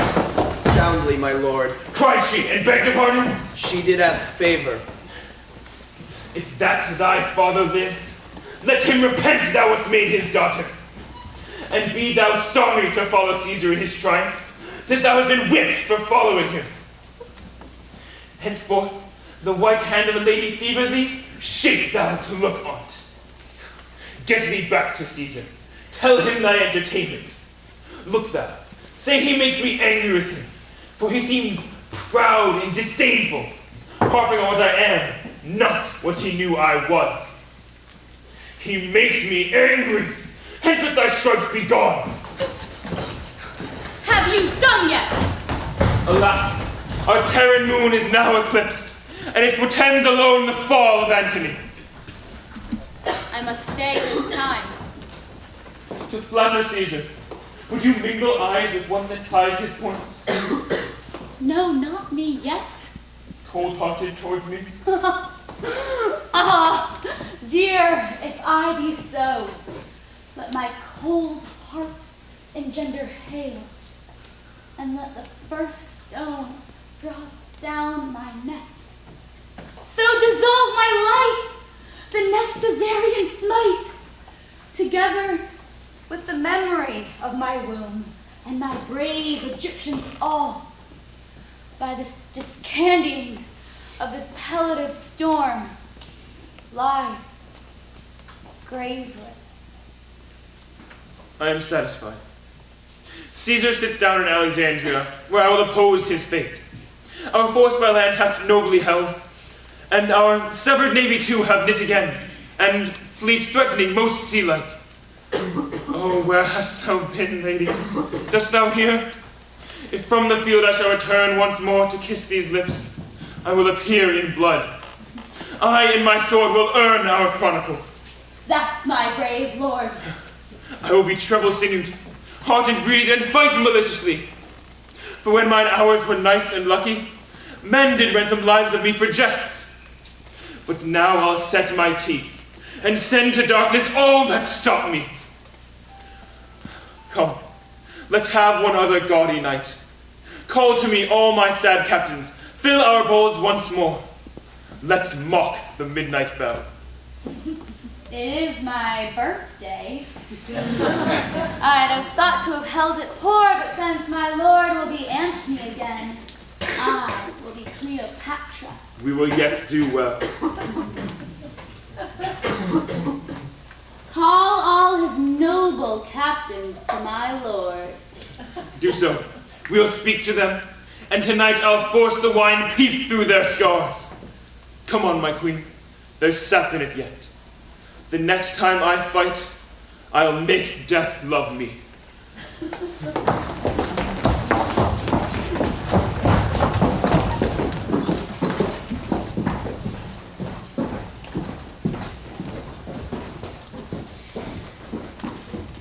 Now he'll outstare the lightning. To be furious is to be frighted out of fear. And in that mood, the dove will peck the ostrich. And I see still a diminution in our captain's brain restores his heart. Swift thought break it not. Swifter me shall outstrike thought.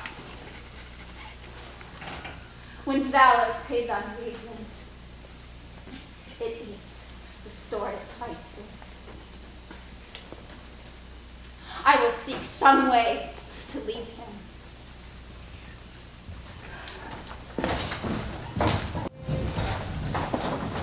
He calls me boy and chides, as he had power to beat me out of Egypt.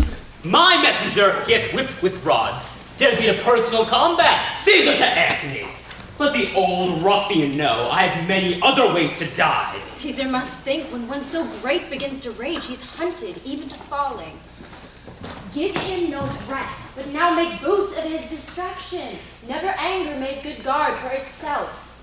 Let our best heads know that tomorrow the last of many battles we mean to fight.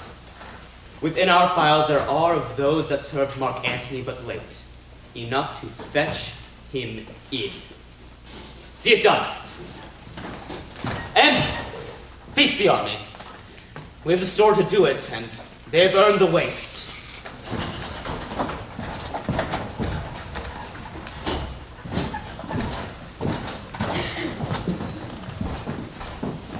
Enobog, he will not fight with me.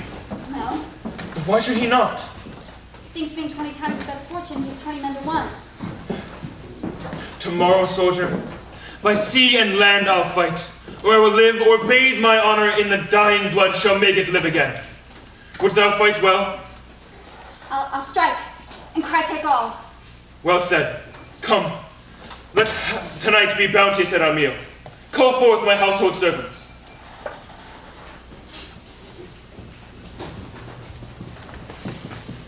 Give me thy hand. Thou hast been rightly honest. So hast thou, and thou, and thou. You have served me well, and kings have been your fellows. And thou art honest too. I wish I could be made so many men, and all of you clapped up together in an Antony, that I might do you service so good as you have done. The gods forbid. Wait on me tonight. Scant not my cups, and make as much of me as when mine empire was your fellow too, and suffered my command. Making his followers weep. Tend me tonight. Maybe it is the period of your duty. Haply you shall not see me more, or if, a mangled shadow. Perchance tomorrow you'll serve another master. Mine honest friends, I look on you as one that takes his leave. I turn you not away. Sir, what mean you? To give them this discomfort? Look, they weep, and I as an onion eye. Now, the which take me if I meant it thus. Grace grow where those drops fall. I speak to you for your comfort. Know, my hearts, I hope well of tomorrow. Let's to supper come, and drown consideration.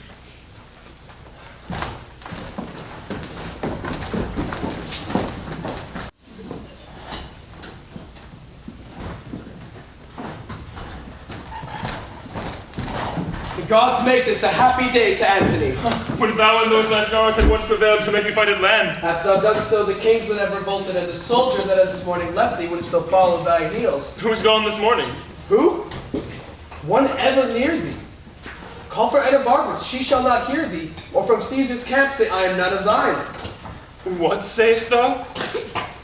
Sir, she is with Caesar. Sir, her chests and treasures she has not with her. Is she gone? Most certain. Go, Eros. Send her treasure after her. Detain no jot, I charge thee. Write to her, I will subscribe, gentle adieus and greetings. Say that I wish she never find more cause to change a master.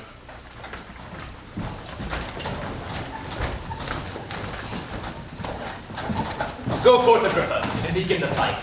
Our will is Antony be took alive. Make it so known. Caesar, I shall. The time of universal peace is near.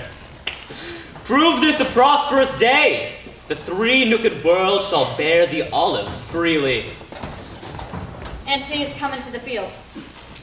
Go charge Agrippa, plant those that have revolted in the van, that Antony may seem to spend his fury upon himself.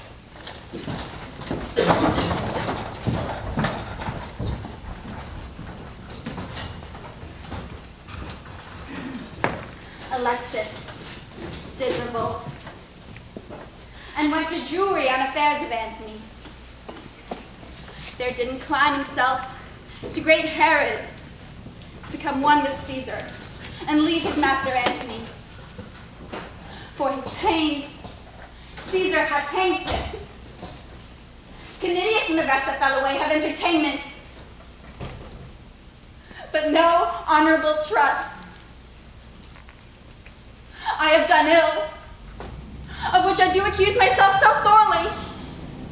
I will joy no more. Anabargus, Antony hath often sent all thy treasure with his bounty overplus. The messenger came on my guard, and that thy tent is now unloading of his mules. I give it to you. Mock not, Anabargus. I tell you true. Best you saved the bringer out of the host. I must attend mine office, or would have done it myself. Your emperor continues still a drone.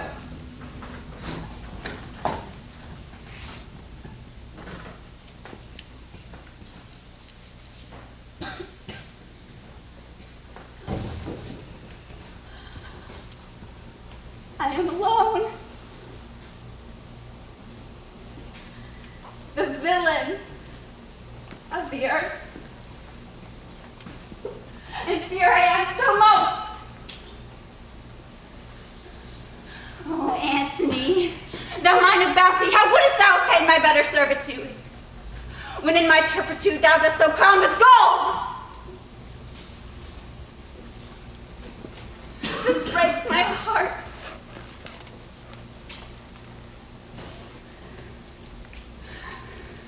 I fight against thee!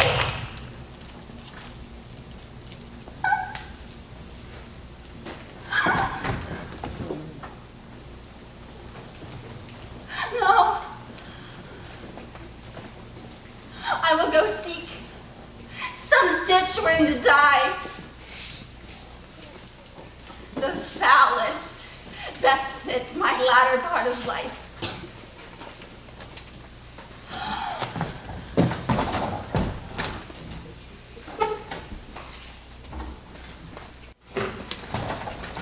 We have beat him to his camp. Run one before and let the queen know of our jests. Tomorrow, before the sun shall see us, we'll spill the blood that has today escaped. I thank you all, for doughty-handed are you, and have fought not as you served the cause, but as had been each man's like mine. You have shown all Hector's. Enter the city, clip your wives, your friends, tell them your feats, whilst they with joyful tears wash the congealment from your wounds, and kiss the honored gashes whole. Give me thy hand. To this great fairy I'll commend thy acts. Make her thanks bless thee. O thou day of the world, chain mine armed neck. Leave thou a tyrant all do proof of harness to my heart. O Lord of lords, O infinite virtue, comest thou smiling from the world's greatest snare uncaught? My nightingale, we have beat them to their beds. What girl! Though grey do something mingle with our younger brown, yet how we a brain that nourishes our nerves, and can get goal for goal of youth. Behold this man. Commend unto his lips thy favoring hand. Kiss it, my warrior. He hath fought today as if a god, in hate of mankind, had destroyed in such a shape. I'll give thee an armor of all gold. It was a king's. He hath deserved it, were it carbuncle like holy Phoebus's car. Give me thy hand. Through Alexandria make a jolly march. Bear our hacked targets like the men that owe them. Had our great palace the capacity to camp this host, we would all sup together and drink carouses to the next day's fate, which promises royal peril. Trumpeters, with brazen din blast you the city's ear, that heaven and earth may strike their sounds together, applauding our approach.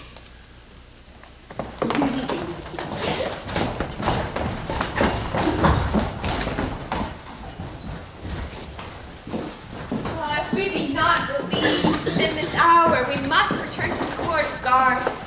The night is shining, and they say we shall embattle by the second hour of the morn. This last day was a shrewd one to us. Oh, bear me witness, knight. What thing is that? Stand close and listen.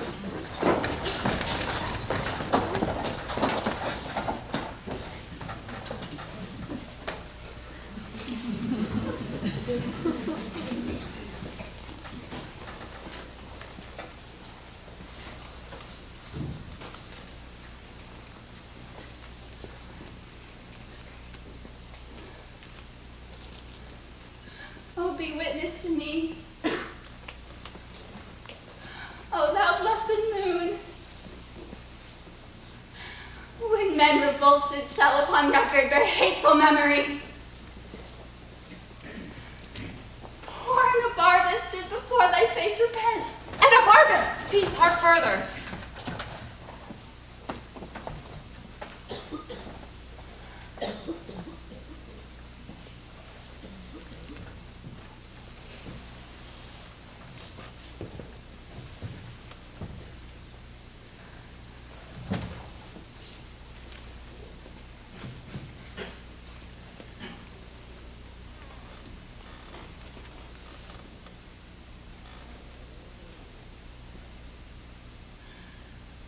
O sovereign mistress of true melancholy, the poisonous damp of night to sponge upon me, that life, a very rebel to my will, may hang no longer on me.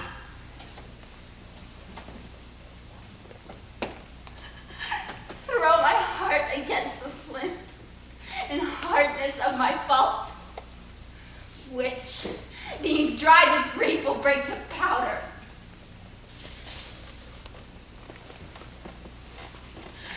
And finish all foul thoughts.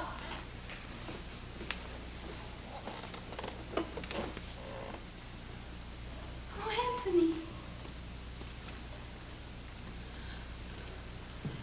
Nobler than my revolt is infamous. Forgive me in thine own particular. But let the world rank me in register a master lever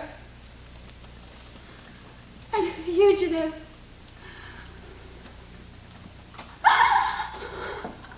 Oh, Antony! Oh, Antony! Let's speak to her. Let's listen to her, but things she speaks may concern Caesar. Let's do so, but she sleeps. Swoons, rather, for so bad a prayer as hers has never yet for sleep. Awake, madam, awake. Speak to us. Hear you, madam.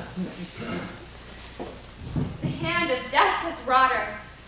Let us return her to the court of guard. She is of note. Our hour is fully out. Come on, then. She may recover yet.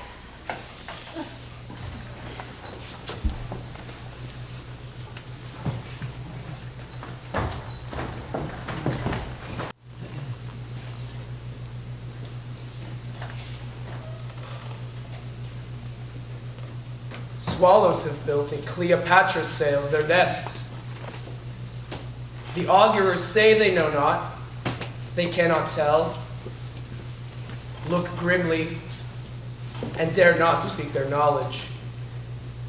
Antony is valiant and dejected, and by stars his fretted fortunes give him hopes and fears of what he has and has not.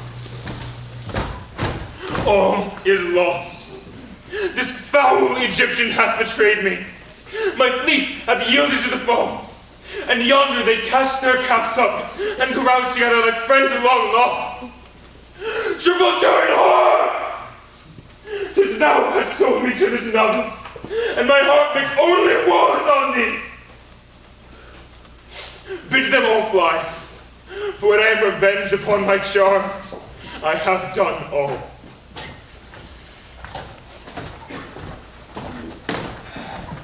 O son, thy uprise shall I see no more. Fortune and Antony part here, even here do we shake hands. All come to this.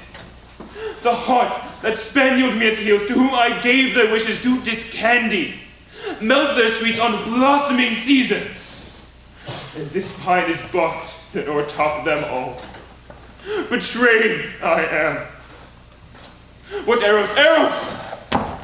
Ach, thou spell avaunt! Why is my lord enraged against his love? Vanish, or I shall give thee thy deserving and blemish Caesar's triumph.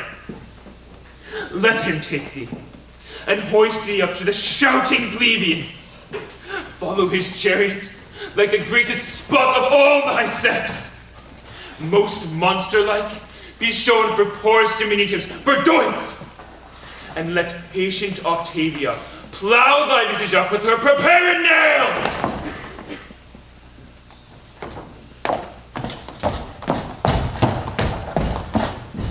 'Tis well thou art gone, if it be well to live. But better 'twere thou fell'st into my fury, for one death might have prevented many. Arrows, ho! The shirt of Nessus is upon me. Teach me, Alcides, thou mine ancestor, thy rage. Let me lodge likest on the horns of the moon, and with those hands that grasp the heaviest club, subdue my worthiest self. The witch shall die. To the young Roman boy she hath sold me, and I fall under his plot. She dies for it. Arrows, ho!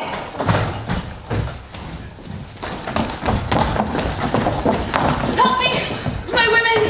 He is more mad than Telamon for his shield. The boar of Thessaly was never so embossed. To the monument! There send him word you are dead. The soul and body rive not more in parting than greatness going on. Tell him I have slain myself. Say, the last word I spoke was Antony, and word it, present piteously. Hence, Iris, and tell me how he takes my death. To the monument.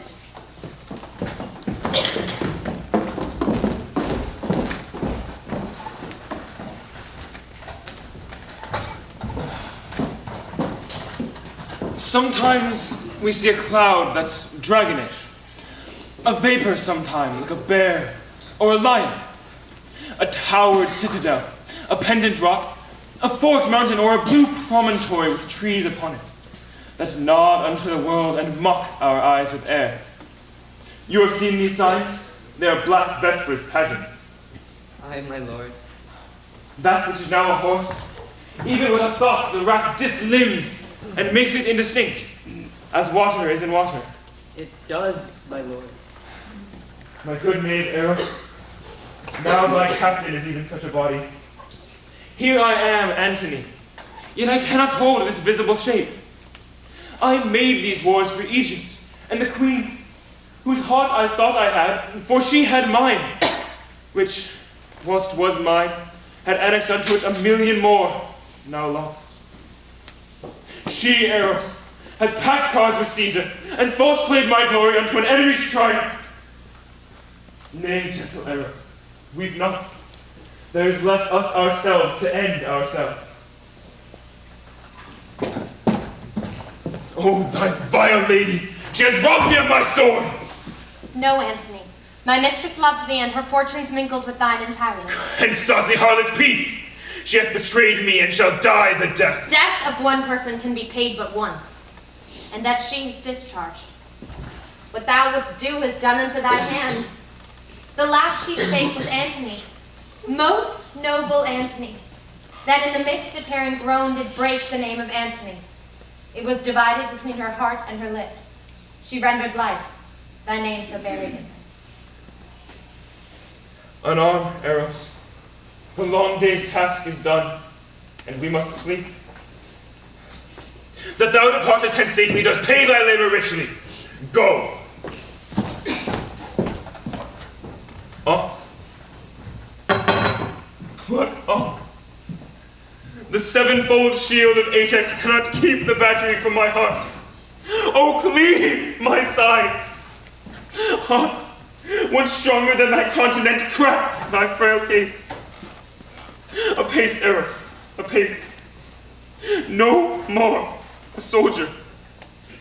Bruised pieces, go. You have been nobly born. From me a while.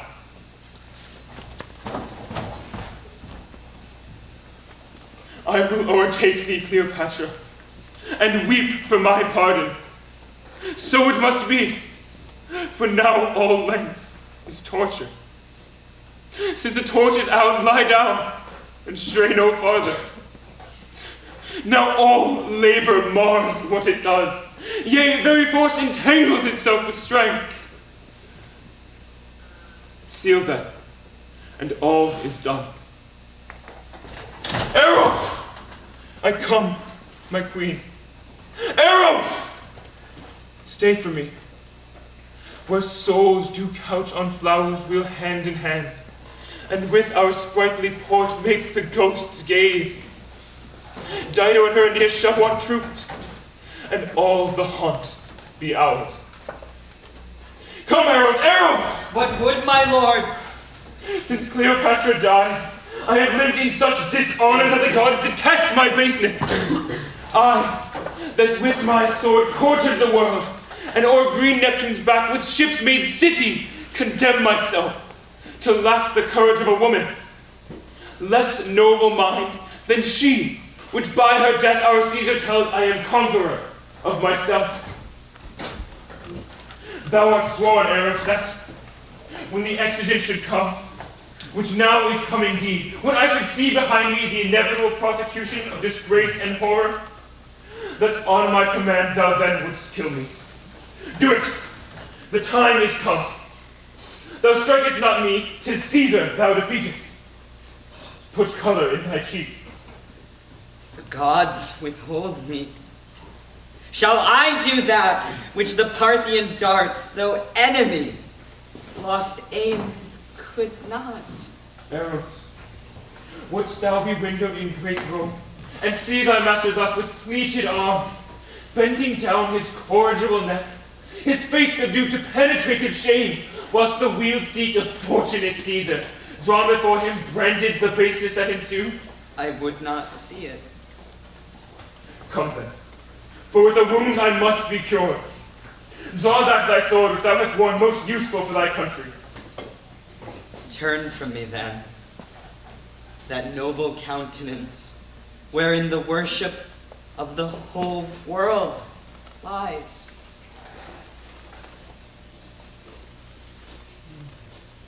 My sword is drawn. Then let it do at once the thing where thou hast drawn it. My dear master, my captain, and my emperor, let me say, before I strike this bloody stroke, farewell. 'Tis said, man, and farewell. Farewell, great chief. Shall I strike now? Now, Eros. Why, there now. Thus, I too escape.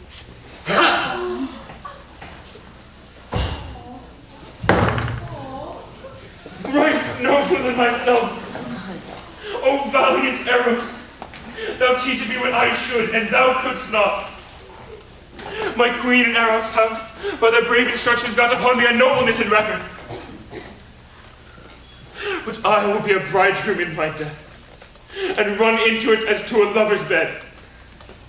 Come now, and, Eros, thy master dies, thy scholar.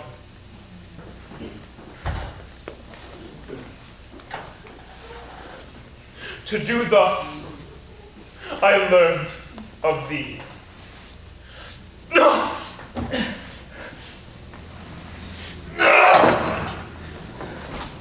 What's the noise? I have done my work in friends. Oh, make it end of what I have begun. The star has fallen, and time is at his period. Oh, but him that loves me strike me dead. Not I, nor I. Thy death and fortunes bid thy followers fly. These tidings, but shown to Caesar, shall enter me with him. Where's Antony? There, Diamond, there. Lives he? Wilt thou not answer me, man? Art thou there, Diamond? Draw thou thy sword and give me sufficing strokes for death. Most absolute lord, my mistress Cleopatra sent me to thee. When did she send thee? Now, my lord, Where lies she? locked in her monument, should have prophesied and feared what has come to pass. For when she saw that you did, that which never shall be found, suspect that she had disposed with Caesar, and that your rage would not be purged, she sent you word that she was dead. But fearing since how it might work, sent me to proclaim the truth, and I am dread I come too late. Too late, good Diamond. Call forth my guard, I prithee. What help? The Lord, the Emperor's guard! What help? Your Lord calls! Good friend, bear me where Cleopatra bides. 'Tis the last service I shall demand of you. Woe. Woe are we. Sir, you may not live to wear all your true followers out. Nay, good my father, do not please shout fate to grace you with your son, but bid that welcome which comes to punish us, and we punish it, seeming to bear it lightly. Carry me, I have led you off. Take me up, and have my thanks for all.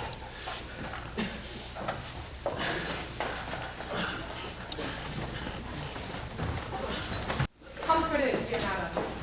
No, I will not. All events strange and terrible are upon us. Our sighs of sorrow proportioned to that great cause must be as great as that which makes it.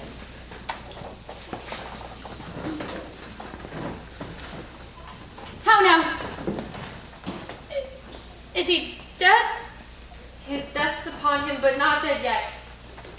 the side of your monument. His guard hath brought him thither. Oh, son! Burn the great spear thou movest in! Darkly stands the varying shore of the world. Antony! Antony! Help! My women, help! I'm a Charmian! Let's draw him up! Peace! Peace! Not Caesar's valor hath overthrown Antony, but Antony hath triumphed on itself.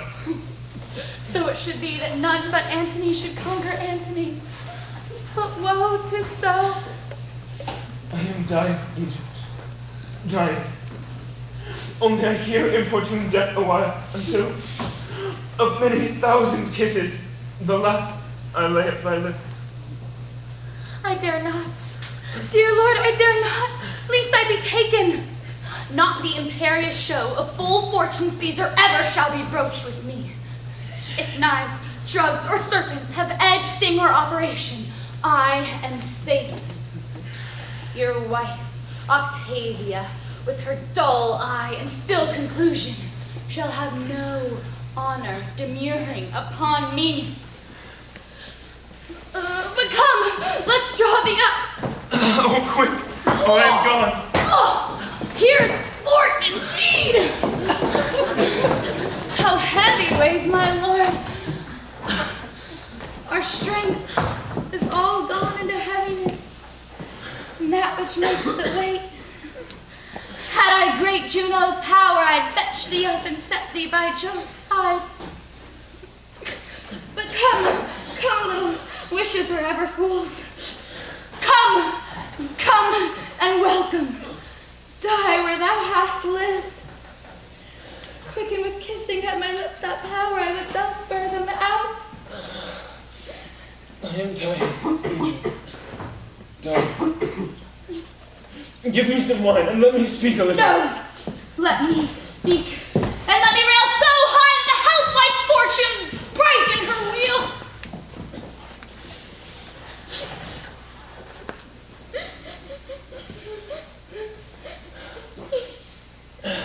One word, sweet queen. Of Caesar, seek your honor with your safety. Oh! They do not go together. Gentle, hear me. None about Caesar trust, but Messenius. None about Caesar. My resolution and my hands I'll trust. The miserable change now at my end, lament nor sorrow at, but please your thoughts in feeding them with those my former fortunes, wherein I live. The greatest prince of the world, the noblest, and who not now basely die, not put off my helmet for my countrymen, a Roman by a Roman, valiantly vanquished. Now my spirit is going, I can no more. Noblest of lords would die.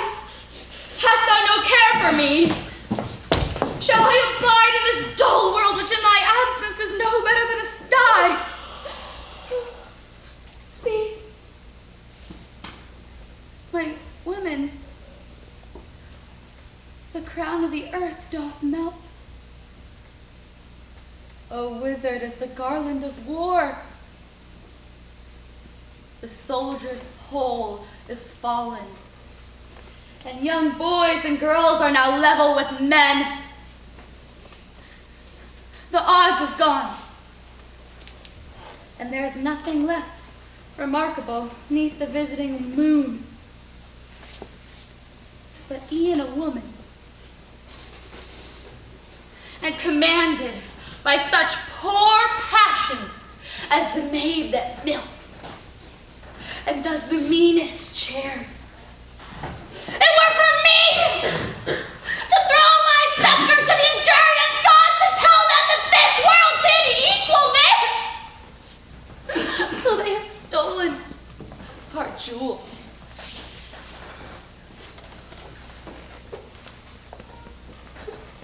All's but naught.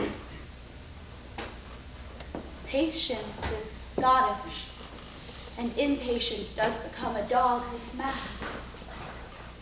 then is it sin to rush into the secret house of death, ere death dare to take us? What? What? How now, my women? Good cheer! Our lamp is spent. It's out. Good sirs, take heart. We'll bury him. And then what's brave, what's noble, we'll do it after the high Roman fashion, and make death proud to take us. But come, this case of that great spirit now is cold.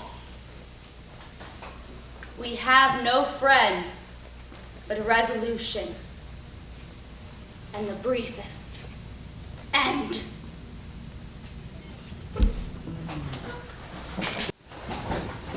Go to him, Dolabella, bid him yield. Being so frustrated, tell him he mocks the pauses that he makes. Caesar, I shall.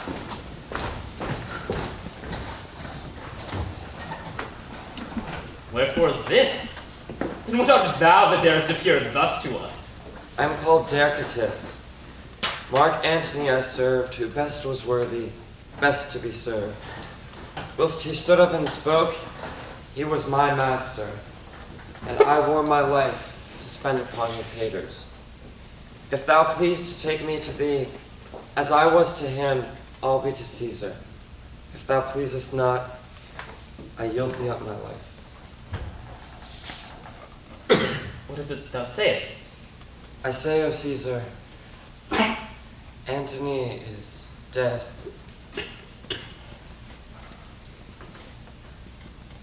Breaking so great a thing should make a greater crack. The round world should have shook lions into civil streets, and citizens to their dens. The death of Antony is not a single doom. The namely impiety of the world.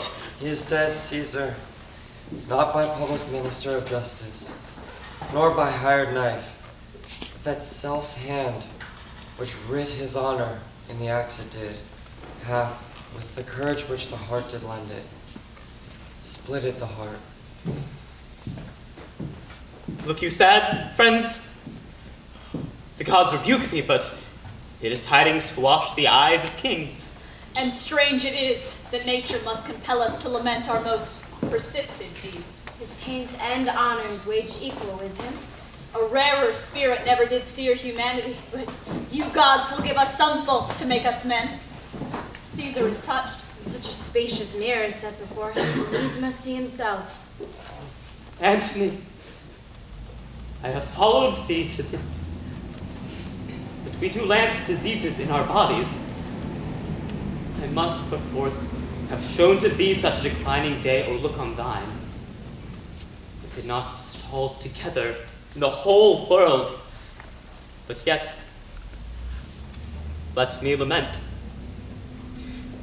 with tears as sovereign as the blood of hearts, that thou, my brother, my competitor in top of all design, my mate in empire, friend and companion in the front of war, the arm of mine own body, and the heart where mine his thoughts did kindle, that our stars, unreconcilable, should divide our equalness to this.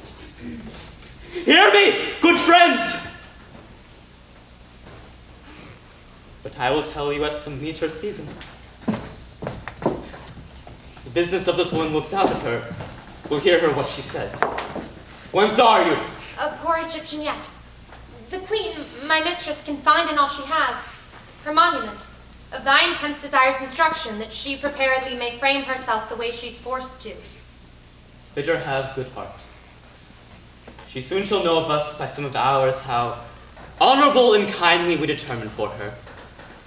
For Caesar cannot live to be ungentle. So the gods preserve thee.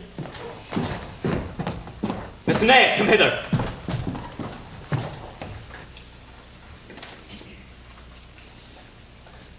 Go and say, we purpose Cleopatra no shame. Give her what comforts the quality of her passion shall require, lest in her greatness by some mortal stroke she do defeat us, for her life in Rome would be eternal in our triumph. Caesar, I shall. Canidius, go you along. Where's Dolabella the second Messenias? Dolabella? Let him alone. I remember now how he's employed. He shall in time be ready. Go with me to my tent, where you shall see how hardly I was drawn into this war. How calm and gentle I proceeded still in all my writings.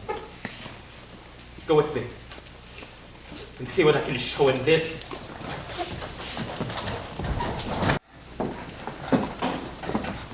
My desolation does begin to make a better life. 'Tis paltry, big Caesar, and not being fortune. He's but fortune's knave, a minister of her will. And it is great to do the deed which ends all other deeds.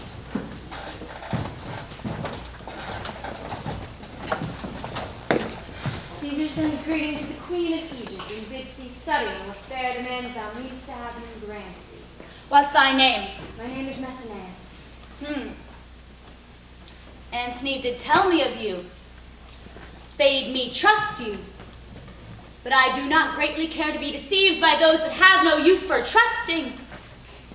If your master would have a queen, his beggar, then that majesty to keep decorum should beg no less than a kingdom.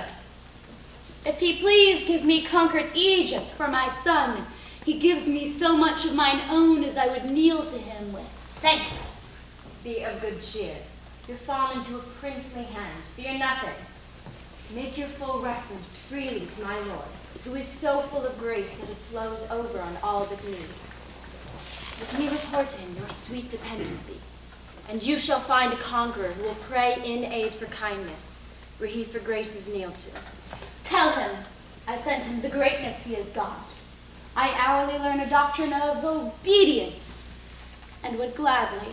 This I'll report, dear lady. Have comfort, for I know your plight is pitied of him that caused it. You see how easily she would be surprised. Guard the seat to come. Royal Queen! Oh, Cleopatra! Good hand! Hold, brother lady, hold! Do not yourself so strong, for we're in this relieved, but not betrayed. What?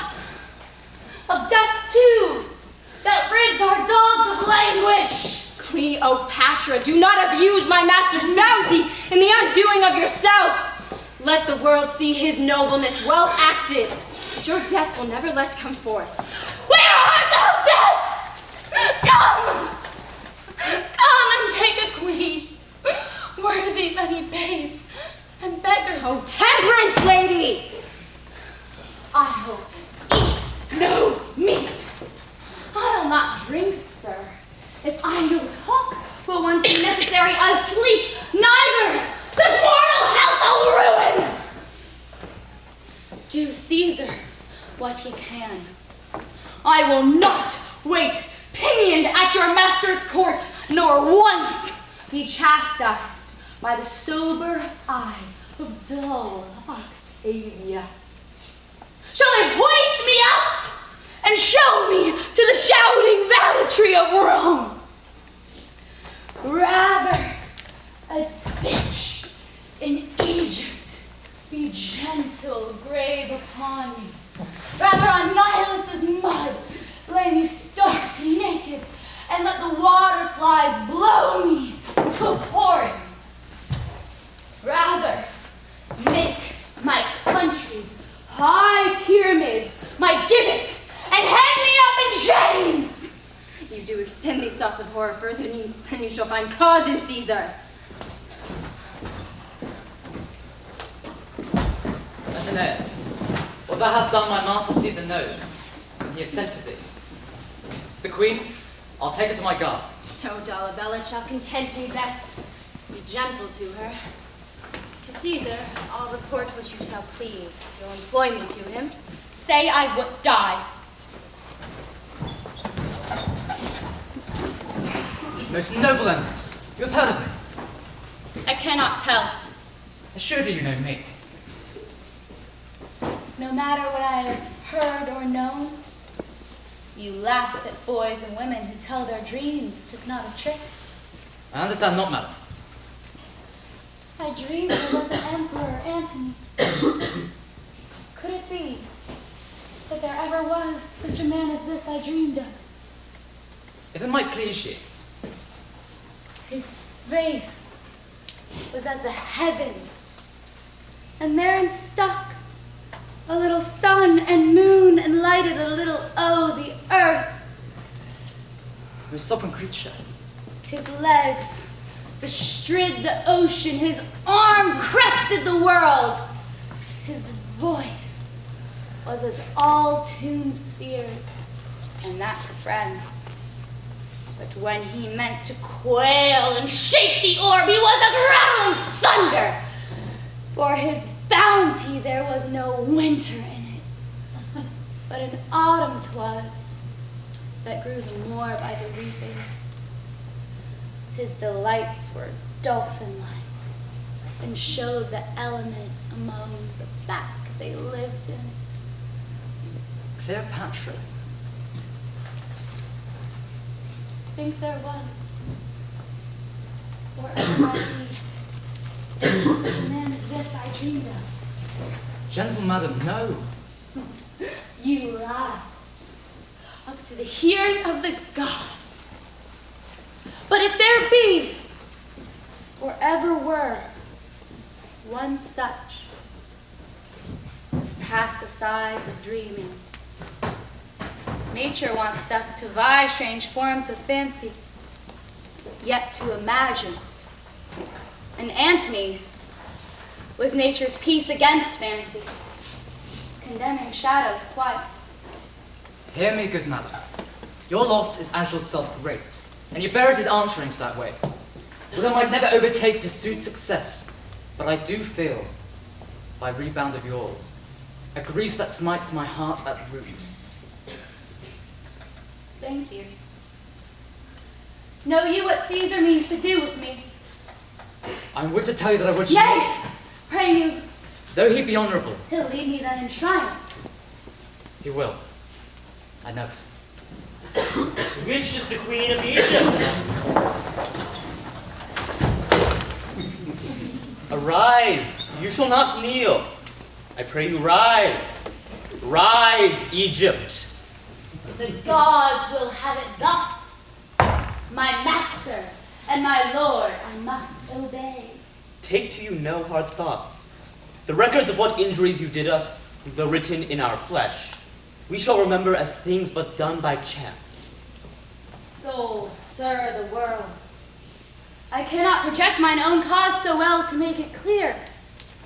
But I do confess I have been laden with like frailties which often have shamed our sex. Cleopatra, no, we will extenuate rather than enforce.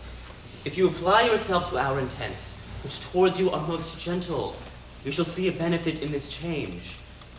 But if you seek to lay on me cruelty by taking Antony's course, you shall bereave yourself of my good purposes, and put your children to that destruction, which I'll guard them from, if thereon you rely. I'll take my leave.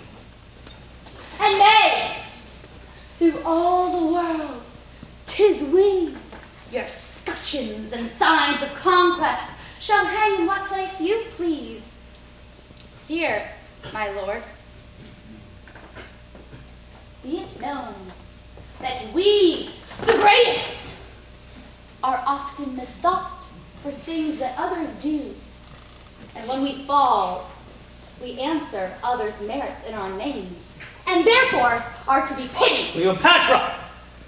Not what you have reserved, nor what acknowledged between the role of conquest. Still yet yours. Bestow it at your pleasure. And know, Caesar's no merchant, to make prize with you of things that merchants sold? Therefore, be cheered. Make your thoughts not your prisons. No, dear queen, for we intend so to dispose you as yourself shall give us counsel. Feed and sleep. Our care and pity is so much upon you that we remain your friend. And so, adieu. My master and my lord. Not so! Adieu. He words me, Grace. He words me. That I should not be noble to myself, but heartily charmian. Finish, good lady. The bright day is done, and we are for the dark. Hie thee again. Go put it to haste. I have prepared it. Madam, I will. Where's the queen? Behold, sir. Falabella. Good madam, as that you sworn by your command, in which my love makes religion to obey, I tell you this: Caesar through Syria intends his journey, and in 3 days you and your children he shall send before him. Falabella, I remain your debtor. And I your servant. Adieu, good queen. I must attend on Caesar. And thanks.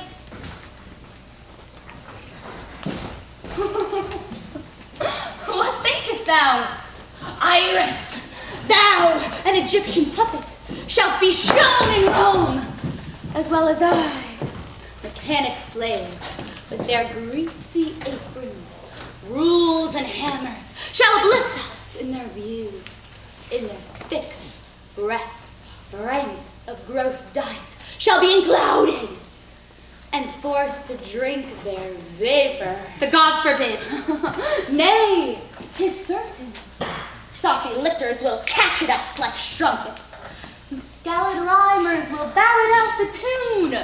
The quick comedians extemporarily will stage us and present our Alexandrian revels. Antony shall be brought drunken forth, and I shall see my Cleopatra greatness, some boy in the posture of a whore. Oh, the good gods. Nay, 'tis certain. I'll never see it, for I'm sure my nails are stronger than mine eyes. Why, that's the way to conquer their intention and their most absurd intents.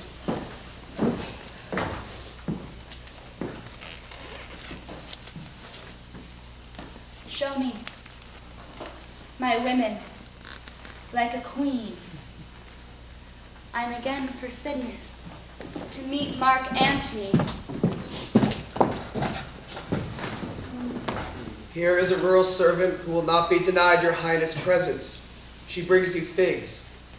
Let him in. What a poor instrument may do such a noble deed. It brings me liberty.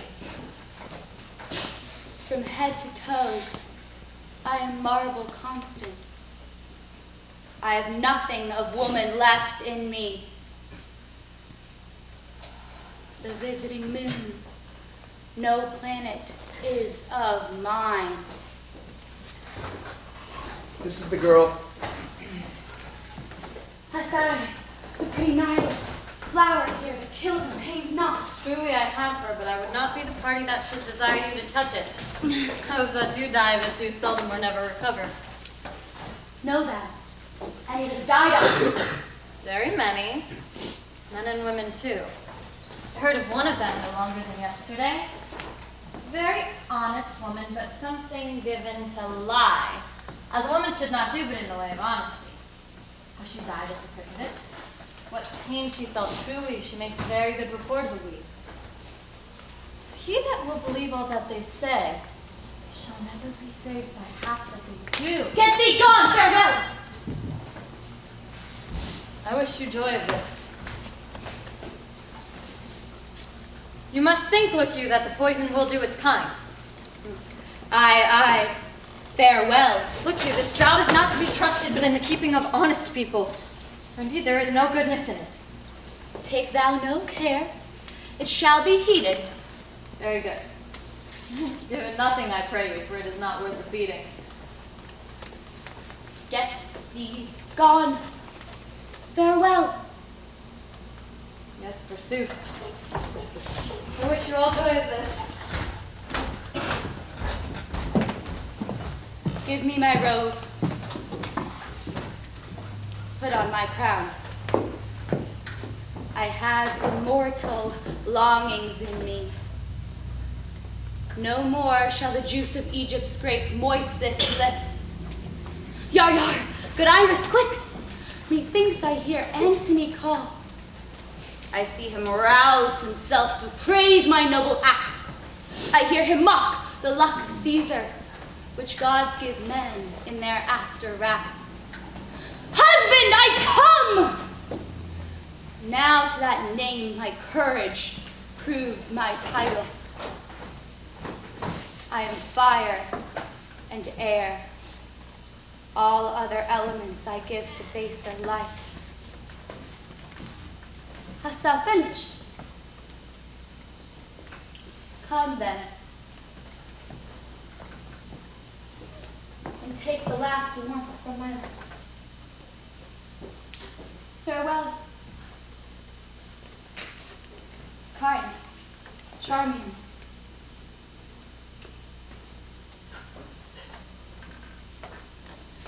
Iris, long farewell.